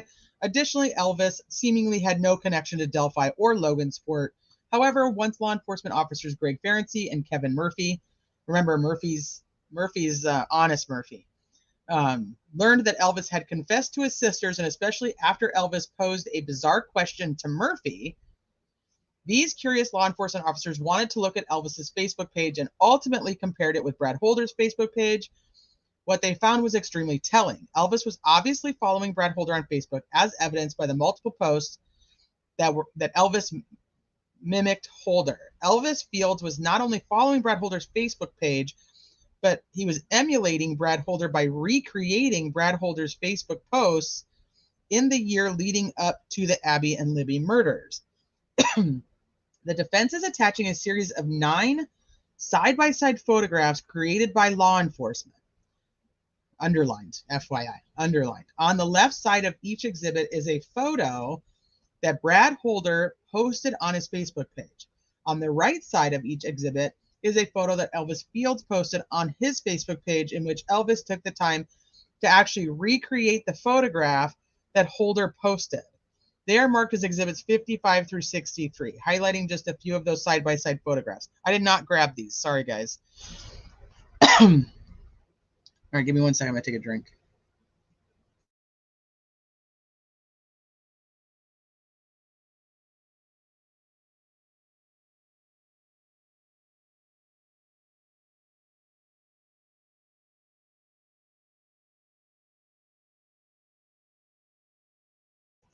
Okay. Exhibit 55 shows that Brad Holder posted an image of brass knuckles surrounded by other weapons, guns, next to Elvis Field's mimicked post, recreating a photo featuring brass knuckles surrounded by weapons and knives. Brad Holder does post a lot of stuff about his weapons, and there's also a really interesting one that I wish I'd grabbed the date for, but I didn't, where he has like photos of his gun, photos of his knife with the sheath, and talks about like this is what he carries on him every day. This is his daily carry. And I was like, a gun and a knife. Like every day you carry around a gun and a knife. Crime Sleuth, and I know I just looked at what page we were on. Exhibit 56 shows that Brad Holder posted an image of Holder placing a single arrowhead in his hand next to Elvis's mimicked post, recreating a photo of Elvis placing a single arrowhead in his hand. Exhibit 57 shows that Brad Holder posted an image of 2 arrowheads near each other next to Elvis mimicked post, recreating a photo of 2 arrowheads near each other. Did you guys, Shay, Benet, Ainsley, did any of you guys happen to grab these photos? I did not grab these photos. Did anybody else in chat happen to grab those photos? Hey, Jeremiah. Exhibit 58 shows that Brad Holder posted a photograph of a single clear mason jar next to Elvis's mimicked post, recreating a photo of a single clear mason jar. I do remember seeing the mason jar picture. I didn't grab it though. This mimicking is certainly curious. Well, Elvis is probably a follower and probably wants Brad to like him, especially when Brad Holder's son dated Abby Williams, and when Elvis Fields, 125 miles away, confessed to both of his sisters on 2 different occasions that he was involved in the murders. The confession including telling one sister that Abby Williams was a troublemaker, and that is why he, Elvis, used sticks to form horns on Abby's head, and admitting to another sister that he was in big trouble and going away for a while because he was present when the girls were murdered and that he spit on the girls. What are the odds that Brad Holder's son is dating Abby Williams, and 125 miles away, a fanboy of Brad Holder named Elvis Fields was mimicking Brad Holder's Facebook posts, and that fanboy admitted to being involved in the murders of the girls? For Liggett and Holman, apparently this coincidence was nothing important. I think individually, I don't see them as important. It's the entirety of all of this together. That is really what's getting me, I think. There's a couple things that really stand out, but then the rest of this, it's like this piece along with this piece. It's, yeah, he's saying that he did the antlers.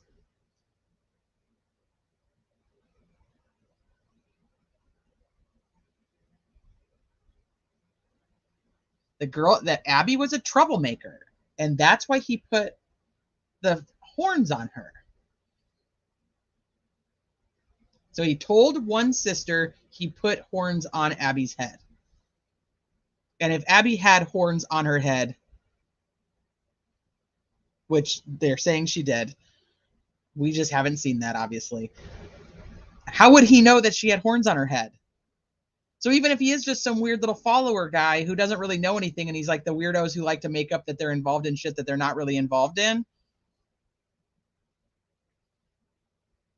how would he know that? And then I wonder if this is the sister, because he talked to both, and one of them took a polygraph and passed, which ultimately means that, yes, he did tell her these things. I wonder if it's this one.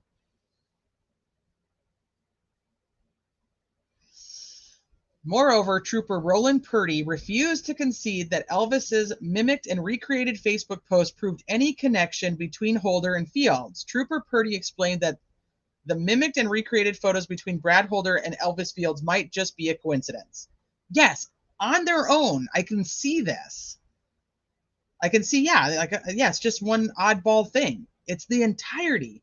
Liggett failed to inform Judge Diener of the evidence supporting Brad Holder's involvement in the murders. Before moving on to the evidence that supports Elvis Fields' involvement in the murders, the defense finishes the Brad Holder section by 1, discussing Holder's alibi, showing the evidentiary linkage between Holder and Elvis Fields that supports Holder luring Elvis to get involvement in the murders in order to join him, Holder, and Holder's gang. 3, the circumstances surrounding the Unified Command dropping the ball by intentionally or recklessly clearing Holder as a witness, clearing Holder as a witness, that's a typo, within weeks of the murders. You don't clear somebody as a witness. The defense will be providing the context for these statements, including the photographs from the crime scene that support Elvis's statement. October 24th, Elvis told his sister, Joyce Moffett, that I am in trouble. I'm going away for a long time. I was on that trail and that bridge with those girls when they were murdered. There were 2 other people there with me when it happened. Okay, there's 2 other people there with me when it happened. I spit on one of the girls after they were killed. Okay, I have a picture of Elvis somewhere. I think...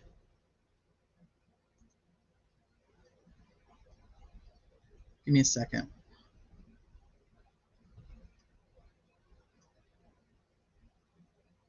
Yeah, this is Elvis.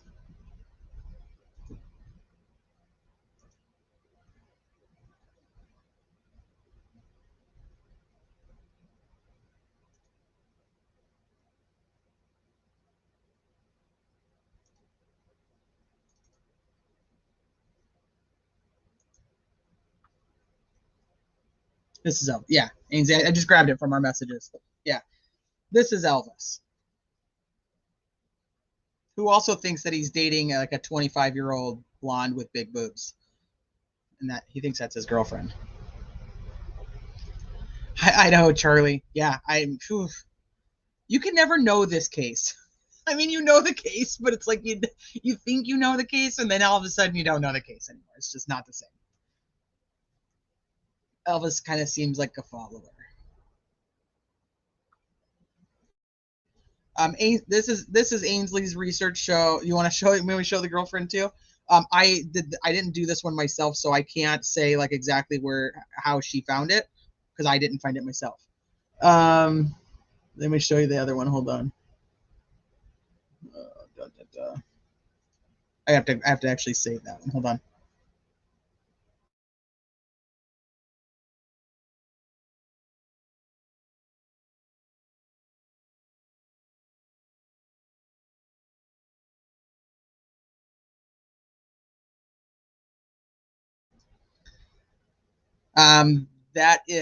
This is Elvis's new friend.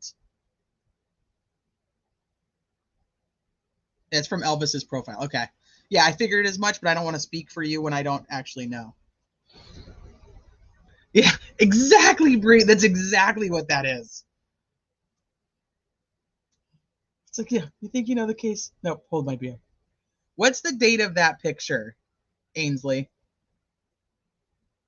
The one of him. It doesn't, on the screenshot, it doesn't have that one. It doesn't have a date.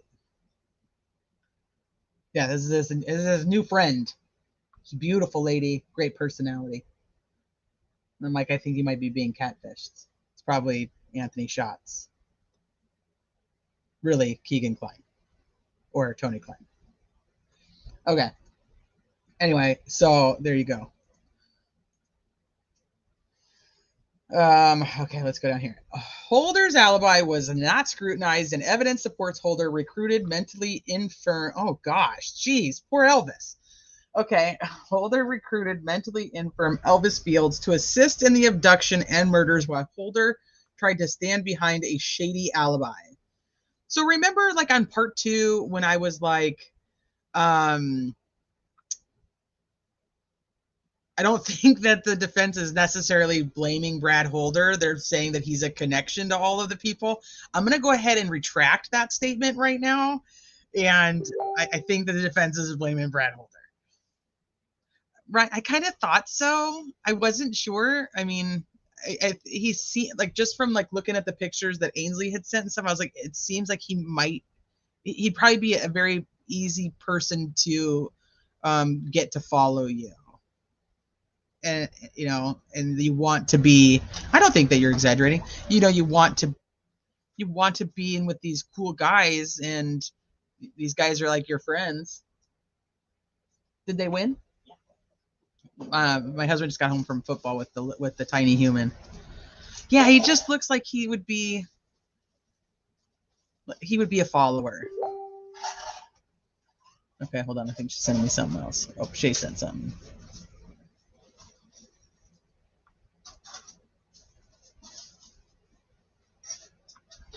There's a significance to this car, and I don't remember what it is off the top of my head, Shay, so I don't want to share it and not know what I'm talking about.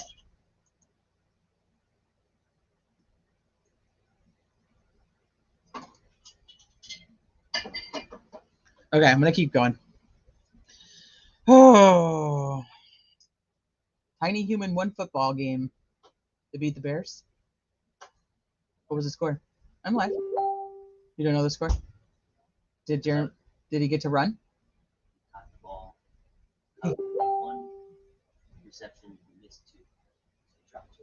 He dropped 2 but got 1? Yeah. Did he score at all? Yeah, he got an extra point. He got the extra point? Yeah. Aww.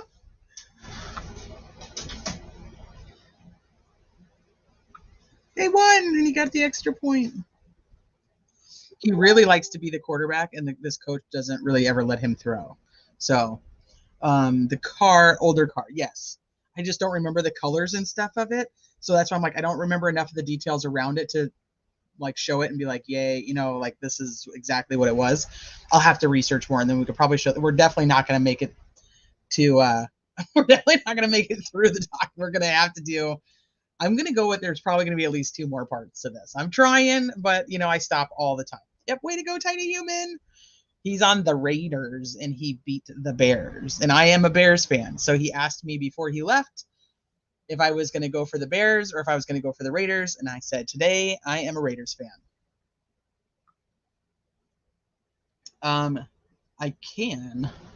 Shay, can you do that real quick since you just did it with the older one? Can you put Elvis next to the younger bridge guy too, or put him in the middle of both? Yeah, Dubbers. Proud football mom, you know it. Okay.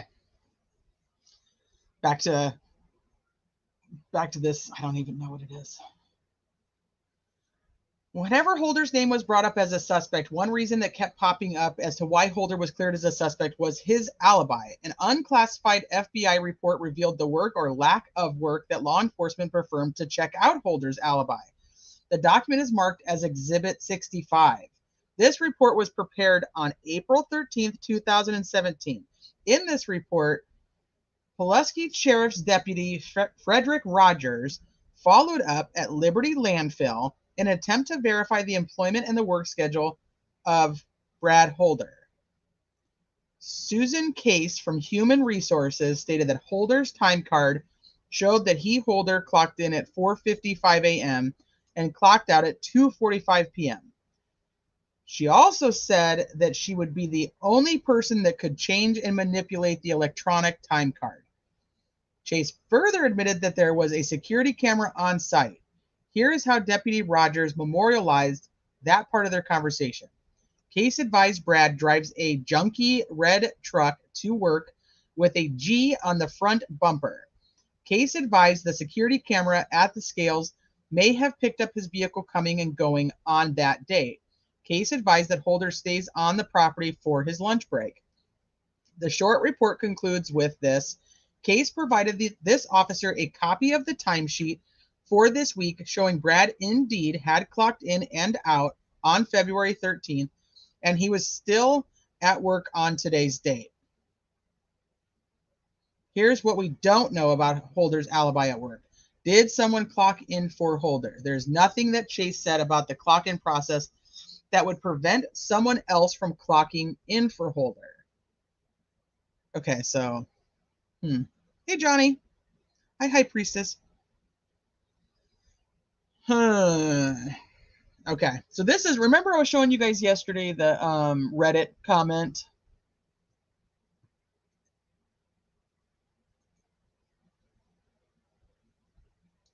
Hold on.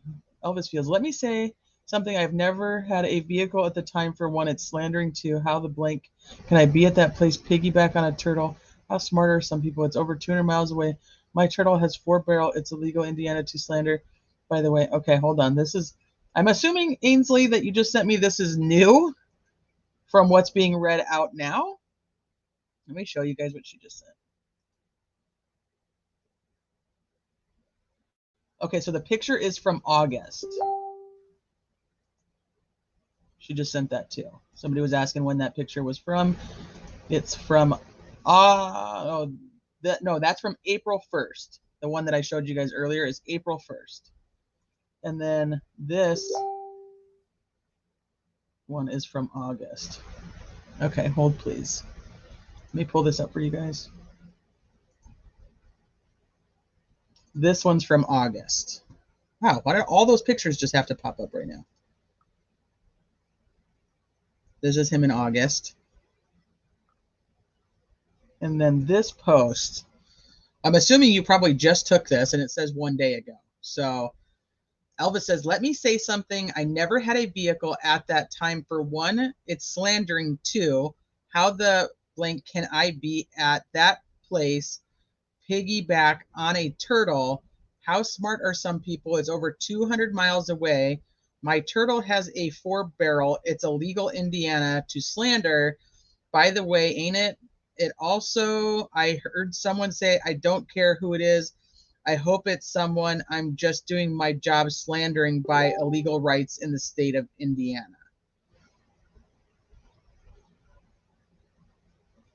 Okay. So I think that he's probably getting people are asking lots of questions about what the heck his involvement is, and they essentially have claimed that he is involved. Okay, let me see what Shay just sent.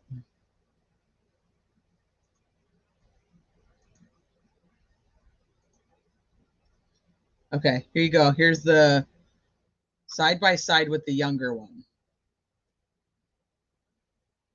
Thank you, Shay. Thank you, Ainsley.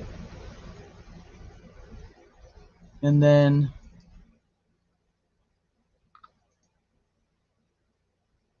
this one. Let's see this one.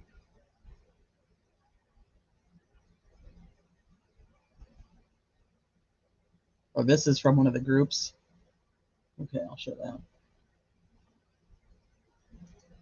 And then she said, check out this post on Facebook.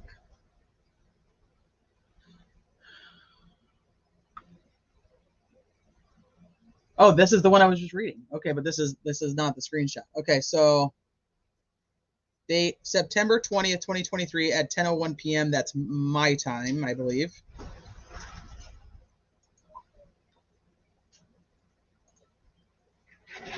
Tom Webster says, hi, why does Rick Allen's defense say you told 2 of your sisters you were at the Delphi murders? Also, they said you told a police officer you spit on one of the girls at the crime scene. Do you plan to sue the defense for putting your name out there? Thanks. Then he says, yes, even his own sister has been to the police to give a statement. Sick, twisted, horrible excuse for a human being. I don't think you'll get the answers from this freak of nature. Great question. Hi, Thomas. Fancy seeing you here.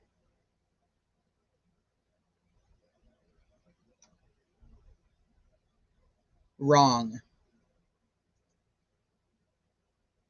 Which one did you spit on? Did you spit on them or not? If so, why? Can you answer just 2 questions, please? Genuinely curious. Coward spat on Abby's corpse. Would bet. She was a troublemaker, in the yokel's words, via his unfortunate sister.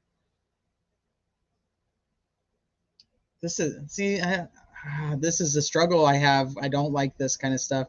I suggest you act as your own counsel, just for a laugh. That's interesting because according to the documents, your sister passed a polygraph when you asked if you told her to spit on one of them. Elvis said he had a gun and there a bullet because one of them, they are hidden information on him that judge don't know how they go around making things up. You can't in the state of Indiana. It's called slandering. I'm not at fault over something I don't know about. Fox 59 News. Okay. Why did you tell your sister that you put horns on Libby? Why was your spit in the area of the crime scene if you're 200 miles away? Can you spit that far? Rick had the gun. Was bullet left on accident or did someone put it there? You aren't very bright, are you? I don't like that. Can you explain the spit then? Good evening, Mr. Fields. Have you read the recent Delphi document? It stated that you told your sister about your knowledge of the murders. What are your thoughts knowing that a man is in prison right now, taking the heat and might be innocent? He has a family. Please do the right thing and speak out. Tell your story if you know it to be true. Does he seem like a big reader to you? Elvis, have one of your friends read the document to you, then you will understand why we are questioning you.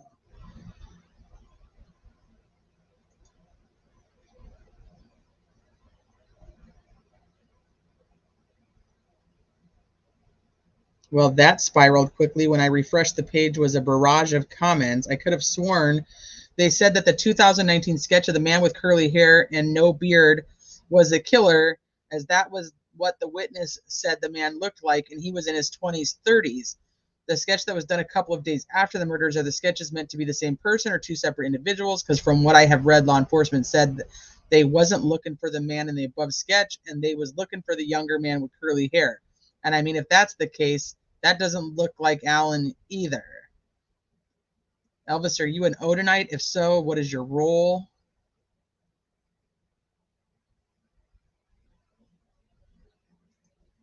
This, they put Brad next to the first release sketch.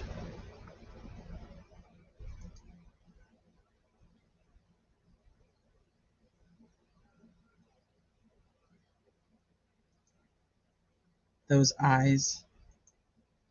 Pretty sure everyone mentioned played a role. Out of all the things you could have been in life, why be a white supremacist out killing and sacrificing children? Hey Elvis, I was just curious why you told your sister you were there when the girls got murdered and you joined a gang. Did you think the Vinlanders would actually let someone like you in their organization? Furthermore, why did you tell your sister you put horns on Abby? Last question for you, Elvis. Why would you spit be at the crime scene? I personally think you had part in it, right along with Brad Holder. I don't know how true, but I've seen where the first time you admitted to your sister you did it, or where at least part of it was February 14th, 2017, before the media caught wind even.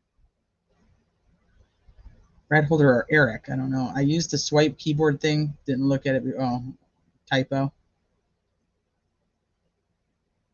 Elvis, would you like to come on Delphi After Dark and clear your name? Okay, let's look at some facts here. Where the 2 bodies were arrayed, I'm assuming arranged, there's no way that one person could have done that. You didn't like school and it shows.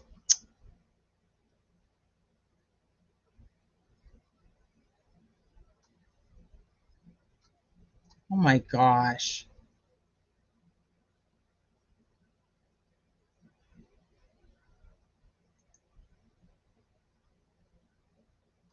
Yeah, I suggest you make your profile private and retain an attorney. If you don't know how, ask someone to help you. Don't respond to anyone and don't read anything anyone is saying to you or about you. Yes, Jessica, I agree with your statement. Wow. I don't know who's involved if this dude has anything to do with it, but I just cannot, I can't get behind the bullying. I just can't. I can't do it.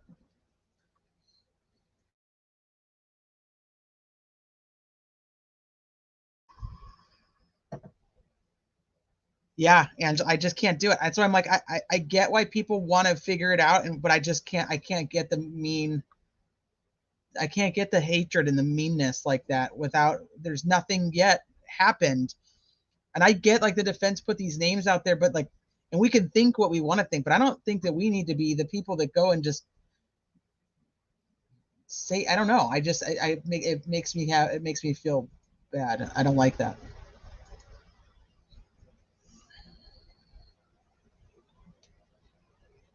I think that they did put the young guy next to Logan. Hold on, let me see. I think Shay sent me that. That was one of them. One of the comments. Oh, here. Wait.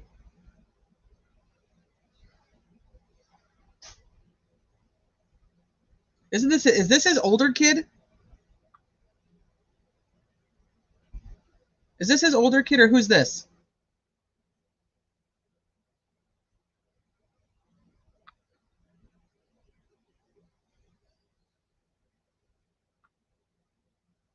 It has been a minute. Yes, and he could age. Absolutely. But I just so, yeah, but is this the older one? The older one I think is like in the military. Is this the younger one then? Because he has like 3. I'd have to look at more recent pictures. These are not the same person. Then which one's not him? I have a picture of him. Let me go look at it.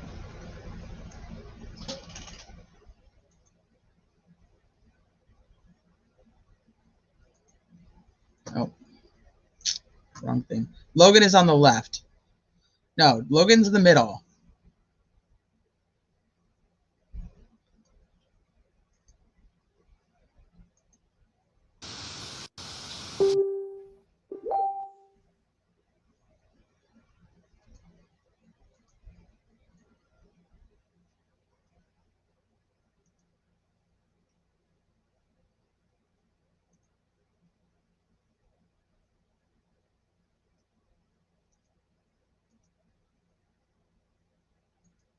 I think this one might be the younger one. Yeah.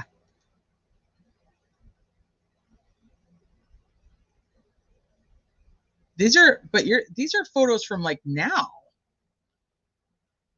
These are not photos from 2017. So like the putting these next to this guy that's not going to help. If this is the youngest one, the kid was like 5. You know what I'm saying? You need photos from then,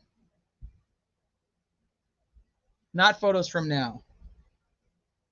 Yeah, this is him now though. And this is I think his youngest one. He was little. I'm going to take that down. I don't like that. Yeah, that's not the guy. The kid would have been like, yeah, he was like 6 or something like that. Yeah, no. So you got to compare even if you want to look at what Logan looked like, you got to do it from 2017. It's definitely not his youngest son, who was tiny. Like he was a tiny human too. Put that out there. I don't like that. Yeah, I have that one right here. But it doesn't give you it doesn't give you a very good like face. You need a better one if you wanted to compare the two. Yeah, I got it right here. Yeah, you need a better pick of the face. But I can definitely see why people would think that that's a resemblance.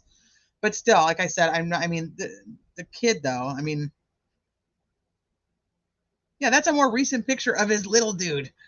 That's not, that kid was anything on February 13th, 2017.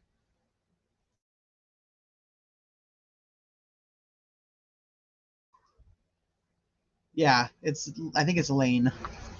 But still, irregardless, I shouldn't even say that. Okay, let's go back to this. Let me try to get to a stopping point. I got to pick up the middle child from gymnastics. I think that if you wanted to talk about like Logan or even the older one, you'd have to show pictures from that point in time. But leave the little dude out. Probably leave them all out, but who knows? I don't even know anymore. I don't even know what direction to even go at this point. I don't even know what I don't even know. I don't have a theory anymore. Any theory I ever had is just gone. So supposedly in that comment from Reddit that I posted to you guys yesterday, they supposedly said that they saw the red truck on camera coming and going. As of right now, in this document, I don't have that. I don't see that. Tiny humans. Oh, I like tiny humans, Anna.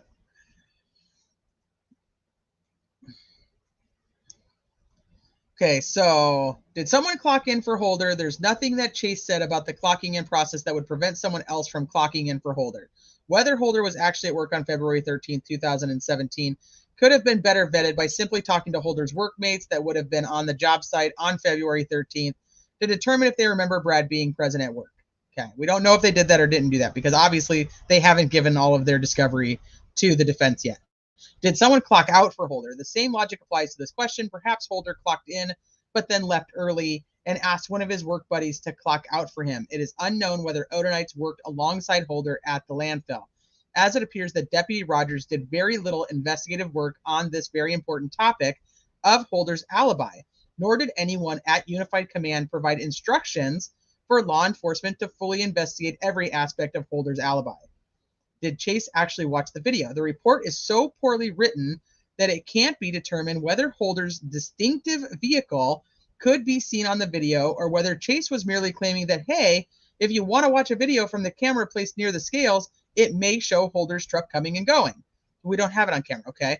Did anyone in law enforcement watch the video? And if so, what did they see? It is quite maddening that the report refers to the possibility that a simple review of a video could determine whether Holder's junky red truck with a G on its front bumper was seen coming and going on February 13th. However, the fact is that this report does not inform anyone of whether law enforcement ever viewed this video. It would be presumed that if the deputy did watch the video, he would have memorialized it. Even if Holder's truck was viewed on the video, was Holder the person driving the truck as it arrived at the work site? Perhaps the video would be able to show the image of the person driving the truck to see if it was Holder. So now we're going to go and say that if he is in there, maybe it's not even him driving. If Holder's truck was viewed on the video, was Holder the person driving the truck as it left the work site?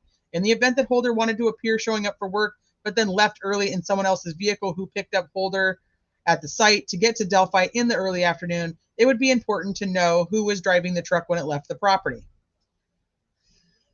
It was only 24.3 miles or 32 minutes from Buffalo, Indiana to Delphi, Indiana. Even if Brad Holder actually clocked out at 2:45 p.m., he could have been in Delphi before 3:15 p.m. If Holder left at noon and had a buddy of his clock him out a couple hours early to create the illusion that Holder was there all day, then Holder could have been on the trail by 1 p.m.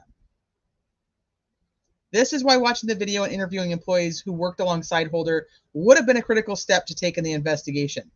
Asking simple questions to his workmates like, did Brad leave for any period of time? Did Brad leave early? Was Brad even here? There is no excuse at all for failing to interview employees and for failing to watch the video. These failures leave open the real possibility that Brad Holder's alibi cannot be trusted without further vetting. Did police ever consider that Brad Holder convinced his minions to abduct and participate in sacrificing the girls until he arrived? Evidence supports this theory, including a sketch of a man observed milling around the high bridge near the spot of the famous video. That sketch resembles Elvis Fields. Even Trooper Purdy can't deny that fact. Is this the younger sketch then?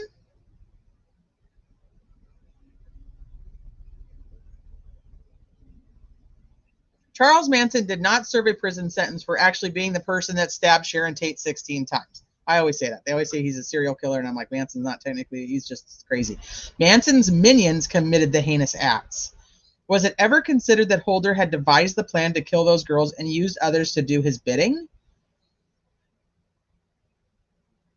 You also have to prove that Brad Holder is the head of this crew. And according to his ex-wife, he's afraid of Westfall. So is he the head of it or not? Maybe he's going to have everybody else go do it. You can't have it both ways. Was it ever considered that Holder had devised this plan to kill those girls and used others to do his bidding? According to Unified Command's Jerry Holman, it was considered, but there's no evidence. We have no evidence indicating that he was commanding people to go kill people. Then Holman commented on this very serious topic. I actually agree. Even in this, you're not presenting any evidence that shows that he was like, yeah, I'm going to go to work and I want you guys to go and like gather some girls. Then, and even on the recorded calls that they have of Westfall's the one who's asking people to find people to hurt.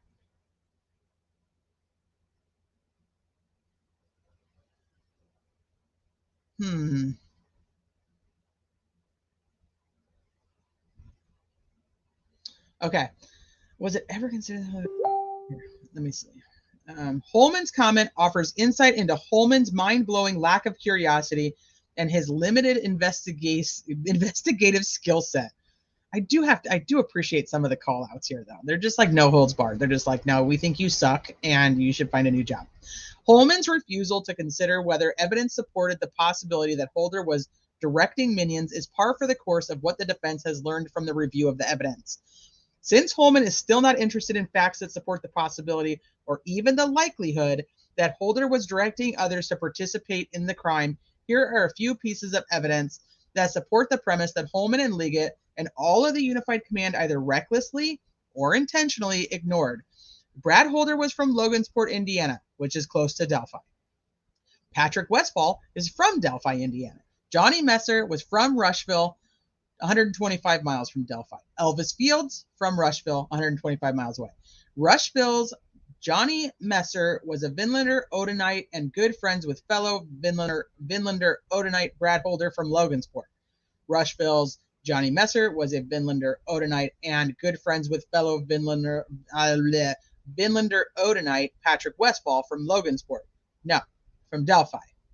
Patrick Westfall's from Delphi. Rushville's Johnny Messer recruited for his Vinlander gang, quote unquote, all the time. Investigators learned that in the summer of 2016, Johnny Messer was recruiting men that lived in his Rushville apartment complex to attend Vinlander meetings. Also, that same summer of 2016, Elvis Fields was already mimicking and recreating Brad Holder's Facebook posts. This fact would provide evidence that Johnny Messer had already recruited Elvis Fields and introduced him to Brad Holder, and that Elvis was now following the group's leader, Brad Holder, on Facebook, and that Elvis was also emulating Holder. The recruiter, Johnny Messer, was a friend acquaintance of Elvis Fields, also from Rushville. The recruiter, Johnny Messer, therefore knew both Brad Holder and Elvis Fields. The recruiter, Johnny Messer, knew both Patrick Westfall and Elvis Fields. Okay, find the attached information on Johnny Messer provided to defense in discovery.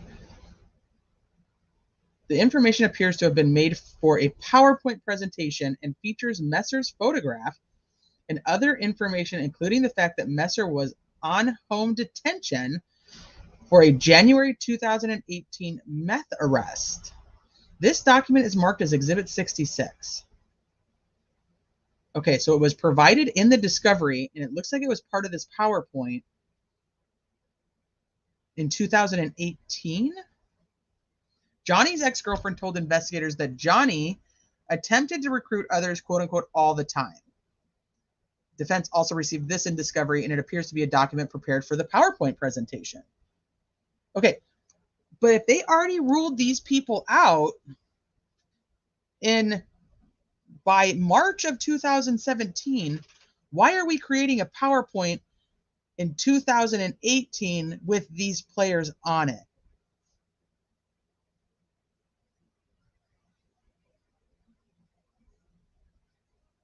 Does that make sense? Yes, Logan is from Logansport. Yes. Kiska, yes, he is.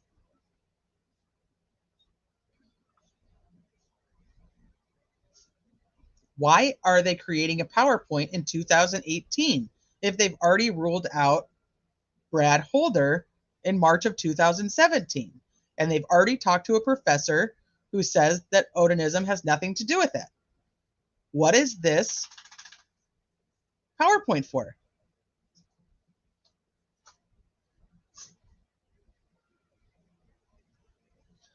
Okay, the Odin Report interview of Brandon Mansfield, Exhibit 68, shows that on July 27, 2016, Brad posted and mimicked, recreated, okay, former out of sticks on the ground.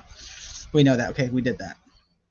The recruiter, Johnny Messer, admitted in his October 23rd, 2018 videotaped interview that Rod Abrams, Ned Smith, and Elvis were all interested in joining the same club that he, Messer, and Holder were involved in, but that he, Messer, claimed that he did not think the Vinlanders would be interested in them. Messer's comment appears as a self-serving attempt to distance himself from being the person that connected Holder with Elvis in light of the fact that Dougie, now we got so many more people involved. Dougie, a man who was mentally infirm, had been affiliated with the club. Okay, so they interviewed Johnny Messer in October of 2018. Why? If this was already over and they didn't have any interest in Odinism, why are they being interviewed in 2018? Brad Holder and Patrick Westfall were known for taking advantage of mentally infirm men who wanted to join Holder's and Westfall's gang. When mentally infirm men wanted to join Brad Holder and Patrick Westfall's gang, they would take advantage of these men, including having these men perform tasks. Okay, you're going to have to prove that to me. Elvis Fields was a mentally infirm man. Trooper Kevin Murphy described Elvis as having the mental capacity of maybe a 7 or 8-year-old. And now we've got people on his Facebook bullying him. That sucks. That sucks. Not, I mean, I get if he actually was involved. I don't know. Still, evidence provided by law enforcement shows that Elvis Fields, 125 miles away with no connection to Delphi or to Logansport, was following Brad Holder on Facebook. Evidence provided by law enforcement shows that Elvis Fields was not only following Brad Holder, but that Elvis was also emulating Brad Holder by taking the time to recreate Brad Holder's Facebook posts in the year leading up to Abby and Libby's murders. Elvis's Facebook mimicking of Holder's posts may show that Elvis Fields was enamored of Brad Holder and also wanted to be part of Holder's gang. Holder was known to prey on lower functioning members of society and to take advantage of them. And Elvis was a lower functioning member of society. Was Holder grooming Elvis, hoping that down the road Elvis would do Holder's bidding? You're going to have to show that Brad Holder had a history of that. That's a whole nother thing. This whole dialogue between Todd Click and Johnny Messer took place at the...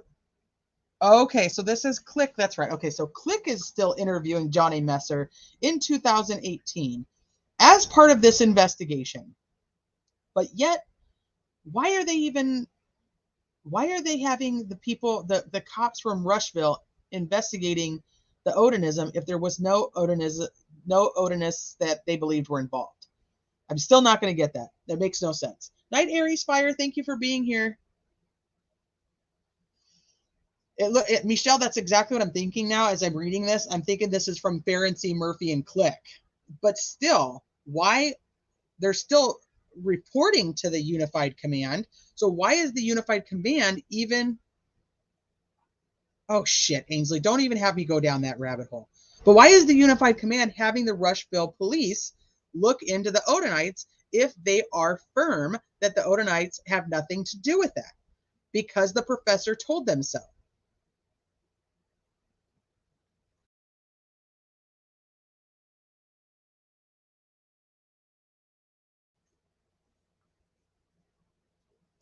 One of them did. I don't remember which one. I don't remember which one.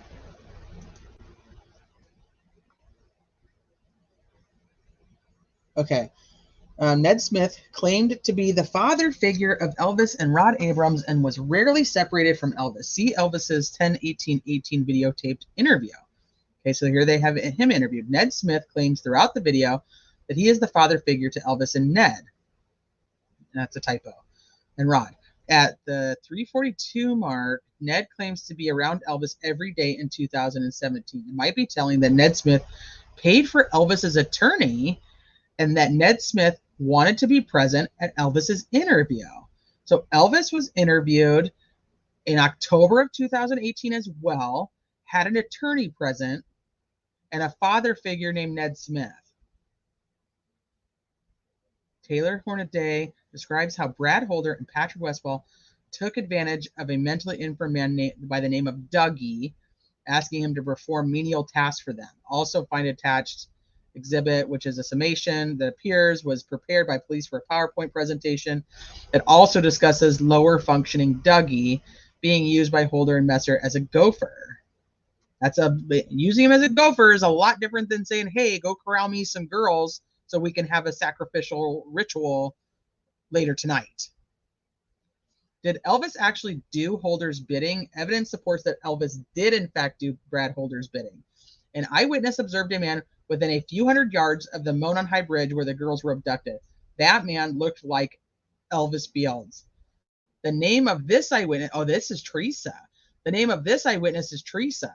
Teresa Liebert lived on the same side of the Monon High Bridge, only 560 yards from the very place where the famous Down the Hill video was taken. A paved road, County Road 625 West, ends almost in front of Teresa's home. However, that road turns into a private gravel road that continues towards the Monon High Bridge and services the home of Brad Weber. Okay, we know that little road that's down underneath by the that runs along like Ron Logan's property. Around 8:30 a.m. on the morning of February 13th, 2013, I'm assuming typo maybe, Teresa observed a man on 625 West near her house standing near mailboxes used by property owners nearby. Teresa has never observed the homeowners walk to their mailboxes because of the distance from their homes to their mailboxes. They normally drive their vehicles to drop off and pick up their mail. She had never seen this man before. She was on the passenger side of a truck being driven by her husband, Dave. The man Teresa observed was standing very close to the passenger side of the truck she was in as they passed him. Teresa, sitting higher in the truck, had a good view of this man's face as she passed him and noticed that the man appeared to be startled and concerned at being seen. In fact, she turned to her husband and asked something like, "What do you think he's doing?" After passing the man and driving approximately 50 more yards to their driveway, they exited the truck. After exiting the truck, Teresa looked in the direction of where the man had been and noticed he was gone. Teresa did not see him on the road at all. Teresa believes the man had to immediately and intentionally hide after they passed him on the road, which would explain his sudden disappearance. The only reason anyone would be walking down that dead-end road would be if they were lost or if they were going to see the Lieber family or the Weber family. Teresa also remembers that the man she observed was wearing a canvas jacket that was nondescript in color, but doesn't remember a hat. Later, she was asked to provide a description of the man's face that she observed that morning. She did provide the description. The sketch of the man that Teresa observed that morning closely resembles Elvis Fields. Even State Trooper Purdy had to admit the Teresa Liebert sketch and the photo of Elvis Fields resemble one another. Find attached the sketch marked as Exhibit 71 and a photograph of Elvis Fields provided in discovery that Purdy was comparing with the sketch marked as Exhibit 72. After the girls were murdered, Elvis told his sister that he was now part of a quote-unquote gang and had a quote-unquote brother. Was the gang mentioned by Elvis Vinlanders and was the brother Brad Holder? Again, these are types of questions that the monumentally inept Unified Command should have been asking. Trooper Jerry Holman indicated in his deposition there was no evidence that Brad Holder may have directed others to kill the girls. As stated earlier, Holman even proclaimed that Holder was not even really a suspect. The defense disagrees. Sometimes it just takes a little digging, a little curiosity, and the ability to put pieces of a puzzle together.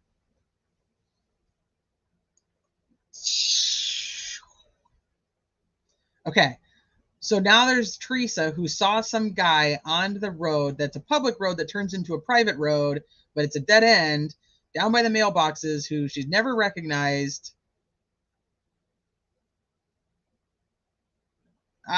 Holy sh! I know. I love the shade. I know, me too. I'm like, oh. Monumentally inept. I'm not saying I disagree. I'm just saying.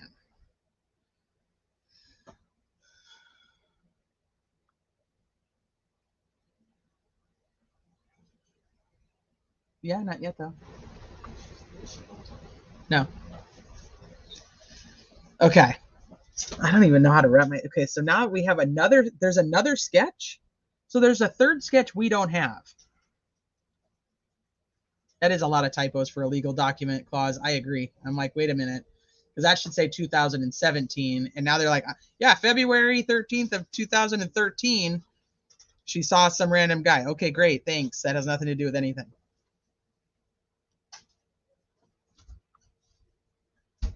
Stealing that insult.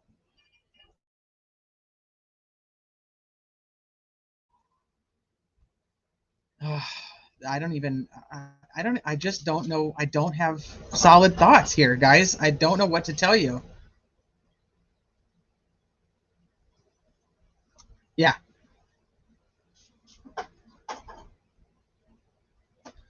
Where are you guys at? What are you guys thinking? Now, we made it to page 80. We made it to page 80, you guys. And every time we're live, I am just like, holy shit. So now we have a third sketch of another person who actually possibly could resemble Elvis.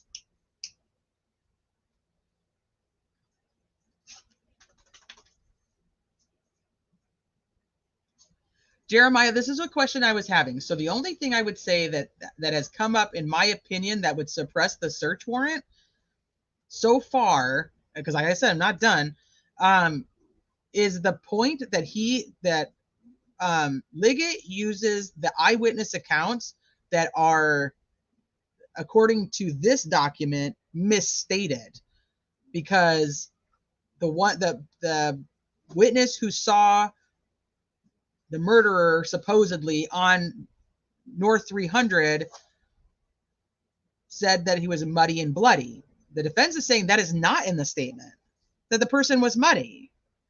That's what's in the statement. We don't have the statement, so we don't actually know. But there's things like that, those little things that keep popping up, that I'm curious about it. But right now, this memorandum only gets them the Franks hearing, which is then they can go into the Franks hearing and actually say, hey, this is everything. Let's go through it, so on and so forth. And then the judge would have to determine if they were going to throw out the search warrant and that Liggett lied. And then if they do that, then they have to determine, well, let me back up.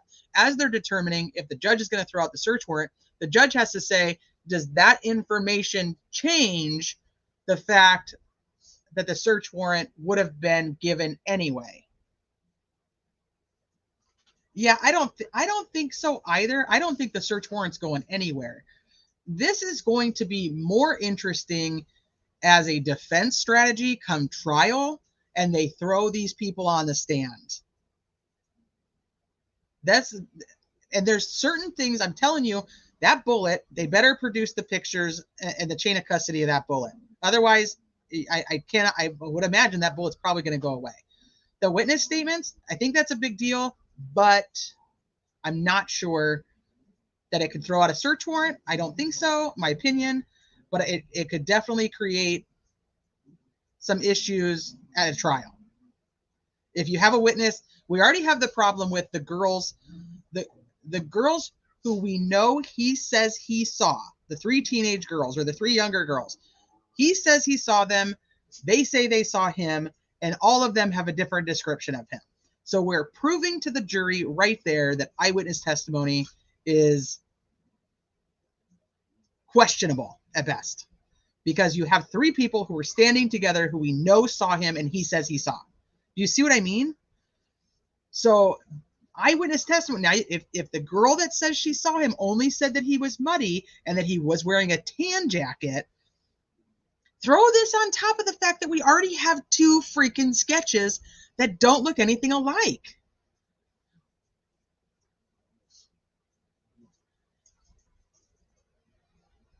Oh, yes, Ryan, thank you. Yeah, she's not mentioned. There was 4 girls. The 4 girls. 3 of them have statements in here. The 3 that have the statements.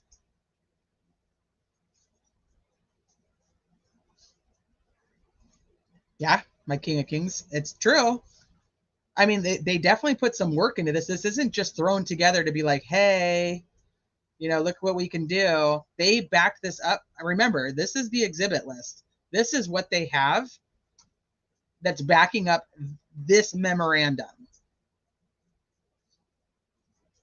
And that's not counting the stuff that they have in here they're saying they don't even have access to. So the dogs are wrestling. I'm sorry if you guys can hear them.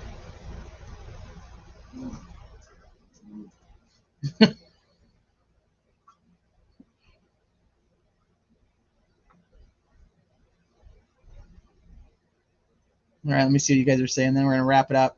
We're going to wrap it up for part 4. We made it to page 80, you guys. We made it to page 80. Actually, we're going to start at 81. See, Deb. Well, I said Boucher the first one, and everybody gave me heck in the comment section that it was actually Boucher. And I'll be very honest, I didn't want it to be Boucher because then it just makes me think of Bobby Boucher, and then it takes me down a whole different path. And yes, it is Boucher. So then I realized the error of my ways, and from part 2 on, I have said it correctly.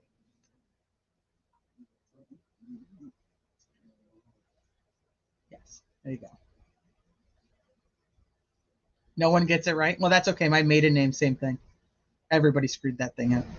But I mean, in our defense, we did question if it was Boucher, and we purposely made the decision that it wasn't because of Bobby. And I hope somebody in your family named Bobby, because that's got to be tough. Yeah, rom-com time. Yeah, we get a part 5. True Crime Crazy. Is there? Oh yeah, Eras. There's a part 5 coming. We're not done. I'm thinking it might be 2 more parts. I keep going back to Ellie's speech at the press conferences. What was all that about, and who did they suspect at the time? So here's a question I actually have too, and I haven't gone back and done this, but it's something that I want to do. Remember at the press conference, I think it was Carter who was saying like that he even believed that this person they were looking for was standing in the room with them. I want to go back now and look and see if any of these people that the defense is mentioning, if those people are in the room. True Crime Crazy, it is criminality187@gmail.com. It is. It for real is. Did you really? Oh, man. It's a lot, Kiska. It is. But thank you so much. I'm so happy to have you here. Thank you. Laughing my ass off. No comment. You do have a Bobby. I think there's at least one other person in that park that were abductors, and the witnesses saw 2 different people. I think RA and a younger guy. There's a lot of commentary on the fact that the word guys and the words down the hill are said by 2 different people. We already know that those 2 are spliced and from different parts of that audio/video. They do not go together.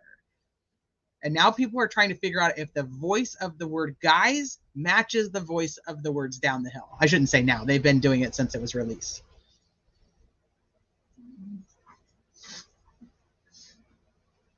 That's what you're. Oh, there you go. See, I'm like, okay, so we need to go back and like look at that. Where's Christine? Because she loves that freaking press conference.